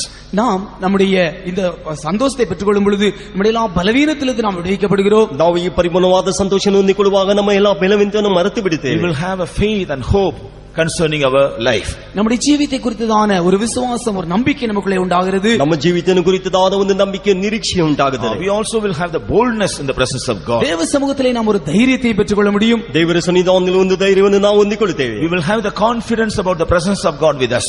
தேவ சமூகத்தை குறித்ததான ஒரு நம்பிக்கை நமக்குள்ளே உண்டாகும். ದೇವರ ಸನ್ನಿಧಾನವನ್ನು ಕುರಿತದಾದ ಒಂದು ನಿರೀಕ್ಷೆ ನಮಗೆ So ಉಂಟಾಗುತ್ತದೆ. whenever we come to the presence of God, He wants to fill us with His joy. தேவ சமூகத்தில் நாம் எப்பொழுதெல்லாம் வருகிறோமோ அப்பொழுதெல்லாம் தேவன் தம்முடைய பரிபூர்ண சந்தோஷத்தினால் நம்மை நிறைக்க விரும்புகிறார். ದೇವರ ಸನ್ನಿಧಾನಕ್ಕೆ ನಾವು ಯಾವಾಗಲ ಬರುತ್ತೇವೋ ಆತನ ಪರಿಪೂರ್ಣ ಸಂತೋಷದಿಂದ ತುಂಬಲು ಇಷ್ಟಪಡುತ್ತಾನೆ. Because there is fullness of joy in His presence. ஏனென்றால் அவருடைய சமூகத்திலே பரிபூர்ண ஆனந்தம் உண்டு. ಏಕೆಂದರೆ ಆತನ ಸಮ್ಮುಖದಲ್ಲಿ ಪರಿಪೂರ್ಣ ಆನಂದವಿದೆ. Even this morning, before leaving the presence of God, He wants to fill us with that joy. இந்த கால வேளையிலே நாம் தேவ சமூகத்தை விட்டு கடந்து போவதற்கு முன்பாக அந்த பரிபூர்ண சந்தோஷத்தினால் அவர் நம்மை நிறைக்க விரும்புகிறார். ಈ ಬೆಳಗಿನ ವೇಳೆಯಲ್ಲಿ ನಾವು ದೇವರ ಸನ್ನಿಧಾನ ಬಿಟ್ಟು ದಾಟಿ ಹೋಗುವುದು ಮುಂಚಿತವಾಗಿ ಆತನ ಪರಿಪೂರ್ಣದಿಂದ ತುಂಬಿಸಲು ಇಷ್ಟಪಡುತ್ತಾನೆ. Shall we all close our eyes? நாம் எல்லாரும் நம்முடைய கண்களை மூடுவோம். ನಾವೆಲ್ಲರೂ ನಮ್ಮ ಕಣ್ಣುಗಳನ್ನು ಮುಚ್ಚೋಣ. God has brought us to the presence of God to teach us about His presence. அவருடைய சமூகத்தை குறித்து கற்றுக் கொடுக்கும்படியாக அவர் நம்மை அவருடைய சமூகத்திற்கு கொண்டு வந்திருக்கிறார். ಆತನ ಸನ್ನಿಧಾನ ನಮಗೆ ಕಲಿಸಿಕೊಡುವುದಕ್ಕಾಗಿ ಆತನ ಸನ್ನಿಧಾನ ನಮ್ಮ ಕರೆತಂದಿದ್ದಾನೆ. There is deliverance in the presence of God. தேவ சமூகத்திலே விடுதலை உண்டு. ದೇವರ ಸನ್ನಿಧಾನ ಬಿಡುಗಡೆ ಉಂಟು. There is victory in the presence of தேவ God. சமூகத்திலே ஜெயம் உண்டு. ದೇವ ಸನ್ನಿಧಾನ ಜಯ ಉಂಟು. There is joy in the presence of God. தேவ சமூகத்திலே சந்தோஷம் உண்டு. ದೇವರ ಸನ್ನಿಧಾನದಲ್ಲಿ ಸಂತೋಷ ಉಂಟು. There is rejoicing in the presence of தேவ God. சமூகத்திலே களிகூறுதல் உண்டு. ದೇವರ ಸನ್ನಿಧಾನ ಉಲ್ಲಾಸವಿದೆ. There is hope in the presence of God. தேவ சமூகத்திலே ஒரு நம்பிக்கை உண்டு. ದೇವರ ಸನ್ನಿಧಾನದ ಒಂದು ನಿರೀಕ್ಷೆ ಇದೆ. There is glory in the presence of God. தேவ சமூகத்திலே ஒரு மகிமை உண்டு. ದೇವರ ಸನ್ನಿಧಾನದ ಮಹಿಮೆ ಉಂಟು. There is fullness of joy in the presence of God. தேவ சமூகத்திலே பரிபூர்ண ஆனந்தம் உண்டு. ದೇವರ ಸನ್ನಿಧಾನದಲ್ಲಿ ಶಾಶ್ವತ ಭಾಗ್ಯವಿದೆ. Shall we all receive that joy that is waiting for us in His presence? அவருடைய சமூகத்தில் நமக்காய் காத்திருக்கிறதான அந்த ஆனந்த சந்தோஷத்தை நாம் பெற்றுக்கொள்வோமாக. ಆತನ ಸನ್ನಿಧಾನದಲ್ಲಿ ಕಾದಿರುವಂತಹ ಆನಂದ ಸಂತೋಷವನ್ನು ಹೊಂದಿಕೊಳ್ಳೋಣ. Let us learn to enjoy the presence of God. தேவ சமூகத்திலே களிகூறக்கூடியதான காரியங்களை நாம் கற்றுக்கொள்வோம். ದೇವರ ಸನ್ನಿಧಾನದಲ್ಲಿ ಉಲ್ಲಾಸ ಪಡುವಂತಹ ಕಾರ್ಯವನ್ನು ಕಲಿತುಕೊಳ್ಳೋಣ. Let not our worship or services be a routine one. நம்முடைய ஆராதனையானது ஏதோ ஒரு வழக்கமான ஆராதனையாக இருக்க வேண்டாம். ನಮ್ಮ ಆರಾಧನೆಯಾದರೂ ಒಂದು ರೂಢಿಯಾದ ಆರಾಧನೆಯಾಗಿರಬಾರದು. Our God is a wonder working God. நம்முடைய தேவன் அற்புதங்களை செய்கிறதான தேவன். ನಮ್ಮ ದೇವರು ಅದ್ಭುತವನ್ನು ಮಾಡುವಂತ ದೇವರು. So whenever we come to Him, He wants to perform some miracles in our life. நாம் எப்பொழுதெல்லாம் அவருடைய சமூகத்துக்கு வருகிறோமோ அப்பொழுதெல்லாம் நமக்குள்ளே ஒரு அற்புதத்தை அவர் எதிர்பார்க்கிறார். ನಾವು ಆತನ ಸನ್ನಿಧಾನ ಬರುವಾಗ ಆತನ ನಮ್ಮಲ್ಲಿ ಒಂದು ಅದ್ಭುತವನ್ನು ಎದುರು ನೋಡ್ತಾನೆ. He wants to perform a miracle in our life. நம்முடைய ஜீவியத்திற்குள்ளே ஒரு அற்புதத்தை அவர் செய்யும்படியாக விரும்புகிறார். ನಮ್ಮ ಜೀವಿತವನ್ನು ಅದ್ಭುತವನ್ನು ಮಾಡಲಿಕ್ಕೆ ಇಷ್ಟಪಡುತ್ತಾನೆ. If you believe this morning, God will perform that miracle in your life. இந்த காலவேளையிலே நீங்கள் விசுவாசிப்பீர்கள் என்றால் உங்களுடைய ஜீவியத்திலே ஒரு அற்புதத்தை அவர் செய்ய போகிறார். ಈ ಬೆಳಗಿನ ವೇಳೆ ನೀನು ನಂಬುವುದಾದರೆ ನಿನ್ನ ಜೀವಿತದ ಒಂದು ಅದ್ಭುತವನ್ನು ಮಾಡಲಿದ್ದಾನೆ. How many of you want to enjoy the presence of God this morning? இந்த காலவேளையில் எத்தனை பேர் தேவ சமூகத்தை அனுபவிக்க விரும்புகிறீர்கள்? ಈ ಬೆಳಗಿನ ವೇಳೆಯಲ್ಲಿ ಎಷ್ಟು ಮಂದಿ ದೇವರ ಸನ್ನಿಧಾನದಲ್ಲಿ ಸಂತೋಷ ಪಡಲು ಇಷ್ಟಪಡುತ್ತೀರಾ? How many of you want to be delivered in the presence of God this morning? இந்த காலவேளையில் எத்தனை பேர் தேவ சமூகத்திலே விடுதலை பெற்றுக்கொள்ள விரும்புகிறீர்கள்? ಈ ಬೆಳಗಿನ ವೇಳೆಯಲ್ಲಿ ಎಷ್ಟು ಜನ ನೀನು ದೇವರ ಸನ್ನಿಧಾನ ಬಿಡುಗಡೆ ಹೊಂದಿಕೊಳ್ಳಲು How many of you want to receive victory in the presence of God? தேவ சமூகத்தில் எத்தனை பேர் நீங்கள் ஜெயத்தை பெற்றுக்கொள்ள விரும்புகிறீர்கள்? ದೇವರ ಸನ್ನಿಧಾನದಲ್ಲಿ ಎಷ್ಟು ಜನ ಜಯವನ್ನು ಹೊಂದಿಕೊಳ್ಳಲು ಇಷ್ಟಪಡುತ್ತೀರಾ? How many of you want to receive the authority over all the enemies? எல்லா சத்துருக்கள் மேல ஒரு அதிகாரத்தை தேவ சமூகத்தில் எத்தனை பேர் பெற்றுக்கொள்ள விரும்புகிறீர்கள்? ಎಲ್ಲಾ ವೈರಿಗಳ ಮೇಲೆ ಅಧಿಕಾರವನ್ನು ಎಷ್ಟು ಜನ ನೀವು ಹೊಂದಿಕೊಳ್ಳಲಿದ್ದೀರಾ? How many of you want to see the miracle in your life in the presence of God? தேவ சமூகத்தில் உங்கள் ஜீவியத்திலே ஒரு அற்புதத்தை உங்கள் எத்தனை பேர் காண விரும்புகிறீர்கள்? ದೇವರ ಸನ್ನಿಧಾನದಲ್ಲಿ ನಿಮ್ಮನ್ನು ಎಷ್ಟು ಜನ ಅದ್ಭುತವನ್ನು ಇಷ್ಟಪಡಲು All those who expect all these things. இந்த எல்லா காரியங்களை எதிர்பார்க்கதான நீங்கள் ಈ ಎಲ್ಲಾ ಕಾರ್ಯ ಎದುರು ನೋಡುವಂತ ನೀರು. Please be on your knees for a while. கொஞ்ச நேரம் நீங்கள் எல்லாரும் முழங்கால் படியிடுங்கள். ಸ್ವಲ್ಪ ಹೊತ್ತು ಎಲ್ಲರೂ ಮೊಳಕಾಲು ನಿಲ್ಲಿರಿ. The Lord is in our midst to fill us with His presence. அவருடைய சமூகத்தினால் நினைப்பும்படியாக நம்முடைய தேவன் நம்முடைய மத்தியிலே இருக்கிறார். ಆತನ ಸಮೂಹದಿಂದ ನಮ್ಮನ್ನು ತುಂಬಿಸಿದಕ್ಕಾಗಿ ನಮ್ಮ ದೇವರು ನಮ್ಮ ಮಧ್ಯದಲ್ಲಿದ್ದಾನೆ. The Lord is in our midst to make us rejoice in His presence. அவருடைய சமூகத்திலே நாம் களிகூறும்படியாக அவர் நம்மை பார்த்து விரும்புகிறார். ಆತನ ಸನ್ನಿಧಾನದಲ್ಲಿ ಉಲ್ಲಾಸ ಪಡುವುದಕ್ಕಾಗಿ ದೇವರು ಕಾದುಕೊಂಡಿದ್ದಾನೆ. Our Lord is in our midst to deliver us in His presence. அவருடைய சமூகத்திலே நம்மை விடுவிக்கும்படியாக நம்முடைய தேவன் நம்முடைய மத்தியில் இருக்கிறார். ಆತನ ಸನ್ನಿಧಾನವನ್ನು ಬಿಡಿಸುವುದಕ್ಕಾಗಿ ನಮ್ಮ ದೇವರು ನಮ್ಮ ಮಧ್ಯದಲ್ಲಿದ್ದಾನೆ. Our Lord is in our midst to remove all sorrows from our hearts. நம்முடைய எல்லா இருதயங்களில் இருக்கிறதான துக்கங்களை நீக்கும்படியாக நம்முடைய தேவன் நம்முடைய மத்தியில் இருக்கிறார். ನಮ್ಮ ಎಲ್ಲಾ ಹೃದಯದಲ್ಲಿರುವಂತಹ ದುಃಖಗಳನ್ನು ಬದಲಾಯಿಸಲು ದೇವರು ನಮ್ಮ ಮಧ್ಯದಲ್ಲಿದ್ದಾನೆ. Our Lord is in our midst to enlighten our vision. நம்முடைய தரிசனங்களை பிரகாசிக்க பண்ணும்படியாக நம்முடைய தேவனுடைய மத்தியில் இருக்கிறார். ನಮ್ಮ ದರ್ಶನವನ್ನು ಪ್ರಕಾಶಿಸುವುದಕ್ಕಾಗಿ ನಮ್ಮ ದೇವರು ನಮ್ಮ ಮಧ್ಯದಲ್ಲಿದ್ದಾನೆ. Come on, let us open our hearts in the presence of God. தேவ சமூகத்தில் நம்முடைய இருதயங்களை திறப்போமாக. ದೇವರ ಸನ್ನಿಧಾನ ನಮ್ಮ ಹೃದಯವನ್ನು ತೆಗೆಯೋಣ. Let us ask the Lord to fill us with His presence. அவருடைய சமூகத்தால் நிரப்பும்படியாக தேவனிடத்தில் நாம் கேட்போமாக. ಆತನ ಸಮೂಹದಿಂದ ನಮ್ಮ ತುಂಬುವುದಕ್ಕಾಗಿ ದೇವರ ಬಳಿಗೆ ಬೇಡಿಕೊಳ್ಳೋಣ. Let us open our mouth and ask the Lord to fill us with His presence. அவருடைய சமூகத்தால் நாம் நிரப்பும்படியாக நம்முடைய வாய்களை திறந்து தேவனோடு கேட்போமாக. ಆತನ ಸಮೂಹದಿಂದ ತುಂಬಿಸುವುದಕ್ಕಾಗಿ ನಮ್ಮ ಬಾಯನ್ನು ತೆಗೆದು ನಾವು ಕೇಳೋಣ. Like Moses, let us also tell the Lord. மோசேயை போல நாமும் தேவனோடு பேசுவோம். ಮೋಶೆಯಾಗಿ ನಾವು ದೇವರ ಸಂಗಡ ಮಾತನಾಡೋಣ. Lord, if your presence is not with me, I don't want to go forward. கர்த்தாவே, உம்முடைய சமூகத்தோடு கூட இல்லாமல் போனால் நான் இதன் மேல் பிரயாணம் செய்ய மாட்டேன். ಕರ್ತನೇ, ನಿನ್ನ ಸನ್ನಿಧಾನವು ನಾನು ನಮ್ಮನ್ನು ಬಿಟ್ಟು ಹೋಗದೆ ಹೋದರೆ ನಮ್ಮನ್ನು ಹೋಗಗೊಳಿಸಬೇಡ. Even this morning, without receiving a blessing in your presence, I don't want to leave your presence. கர்த்தாவே, இந்த காலவேளையில் உம்முடைய சமூகத்திலே ஒரு ஆசீர்வாதத்தை பெறாமல் உம்முடைய சமூகத்தை விட்டு நான் போக மாட்டேன். ಕರ್ತನೇ, ಈ ಮುಂಜಾನೆ ವೇಳೆ ನಿನ್ನ ಆಶೀರ್ವಾದವನ್ನು ಹೊಂದಿಕೊಳ್ಳದೆ ನಿನ್ನ ಸನ್ನಿಧಾನವನ್ನು ಬಿಟ್ಟು ಹೋಗುವುದಿಲ್ಲ. Like Jacob, let us also ask the Lord. யாக்கோபை போல நாமும் தேவனோடு கேட்போம். ಯಾಕೋಬನಾಗಿ ನಾವು ದೇವರ ಬಳಿಗೆ ಕೇಳೋಣ. Lord, unless you bless me, I will not leave you. கர்த்தாவே, நீர் என்னை ஆசீர்வதித்தால் ஒழிய நான் உம்மை விட மாட்டேன். ಕರ್ತನೇ, ನೀನು ಆಶೀರ್ವದಿಸಿದ ಹೊರತು ನಾವು ನಿನ್ನನ್ನು ಬಿಡುವುದಿಲ್ಲ. When we ask the Lord, definitely the Lord will fill us with His presence and bless us. நீங்கள் கர்த்தரை நோக்கி கேட்பீர்கள் என்றால் நிச்சயமாக கர்த்தர் தம்முடைய சமூகத்தினால் உங்களை நிறைத்து ஆசீர்வதிப்பார். ನೀವು ಕರ್ತನ ನೋಡಿ ಕೇಳುವುದಾದರೆ ಕರ್ತನ ನಿಶ್ಚಯವಾಗಿ ಆತನ ಸಮೂಹದಿಂದ ನಿಮ್ಮನ್ನು ಆಶೀರ್ವದಿಸುವನು. The glory of God is descending in our midst. தேவனுடைய மகிமையின் மத்தியிலே இறங்கிக் கொண்டிருக்கிறது. ದೇವರ ಮಹಿಮೆ ನಮ್ಮ ಮಧ್ಯದಲ್ಲಿ ಇಳಿಯುತ್ತಿದೆ. He wants to fill every one of us with His glory. அவருடைய மகிமையினால் நம்ம ஒவ்வொருவரும் நிறைக்கும்படியாக அவர் வாஞ்சிக்கிறார். ಆತನ ಮಹಿಮೆಯಿಂದ ಒಬ್ಬೊಬ್ಬರನ್ನು ತುಂಬಿಸಲು ಇಷ್ಟಪಡುತ್ತಿದ್ದಾನೆ. Come on, let us all yield ourselves in the presence of God and enjoy the presence of God. தேவ சமூகத்தில் நம்ம எல்லாரும் ஒப்பு கொடுத்து தேவ சமூகத்திலே நாம் களிகூறுவோமாக. ದೇವರ ಸನ್ನಿಧಾನದಲ್ಲಿ ಒಪ್ಪಿಸಿಕೊಂಡು ದೇವರ ಸನ್ನಿಧಾನದಲ್ಲಿ ಸಂತೋಷ ಪಡೋಣ.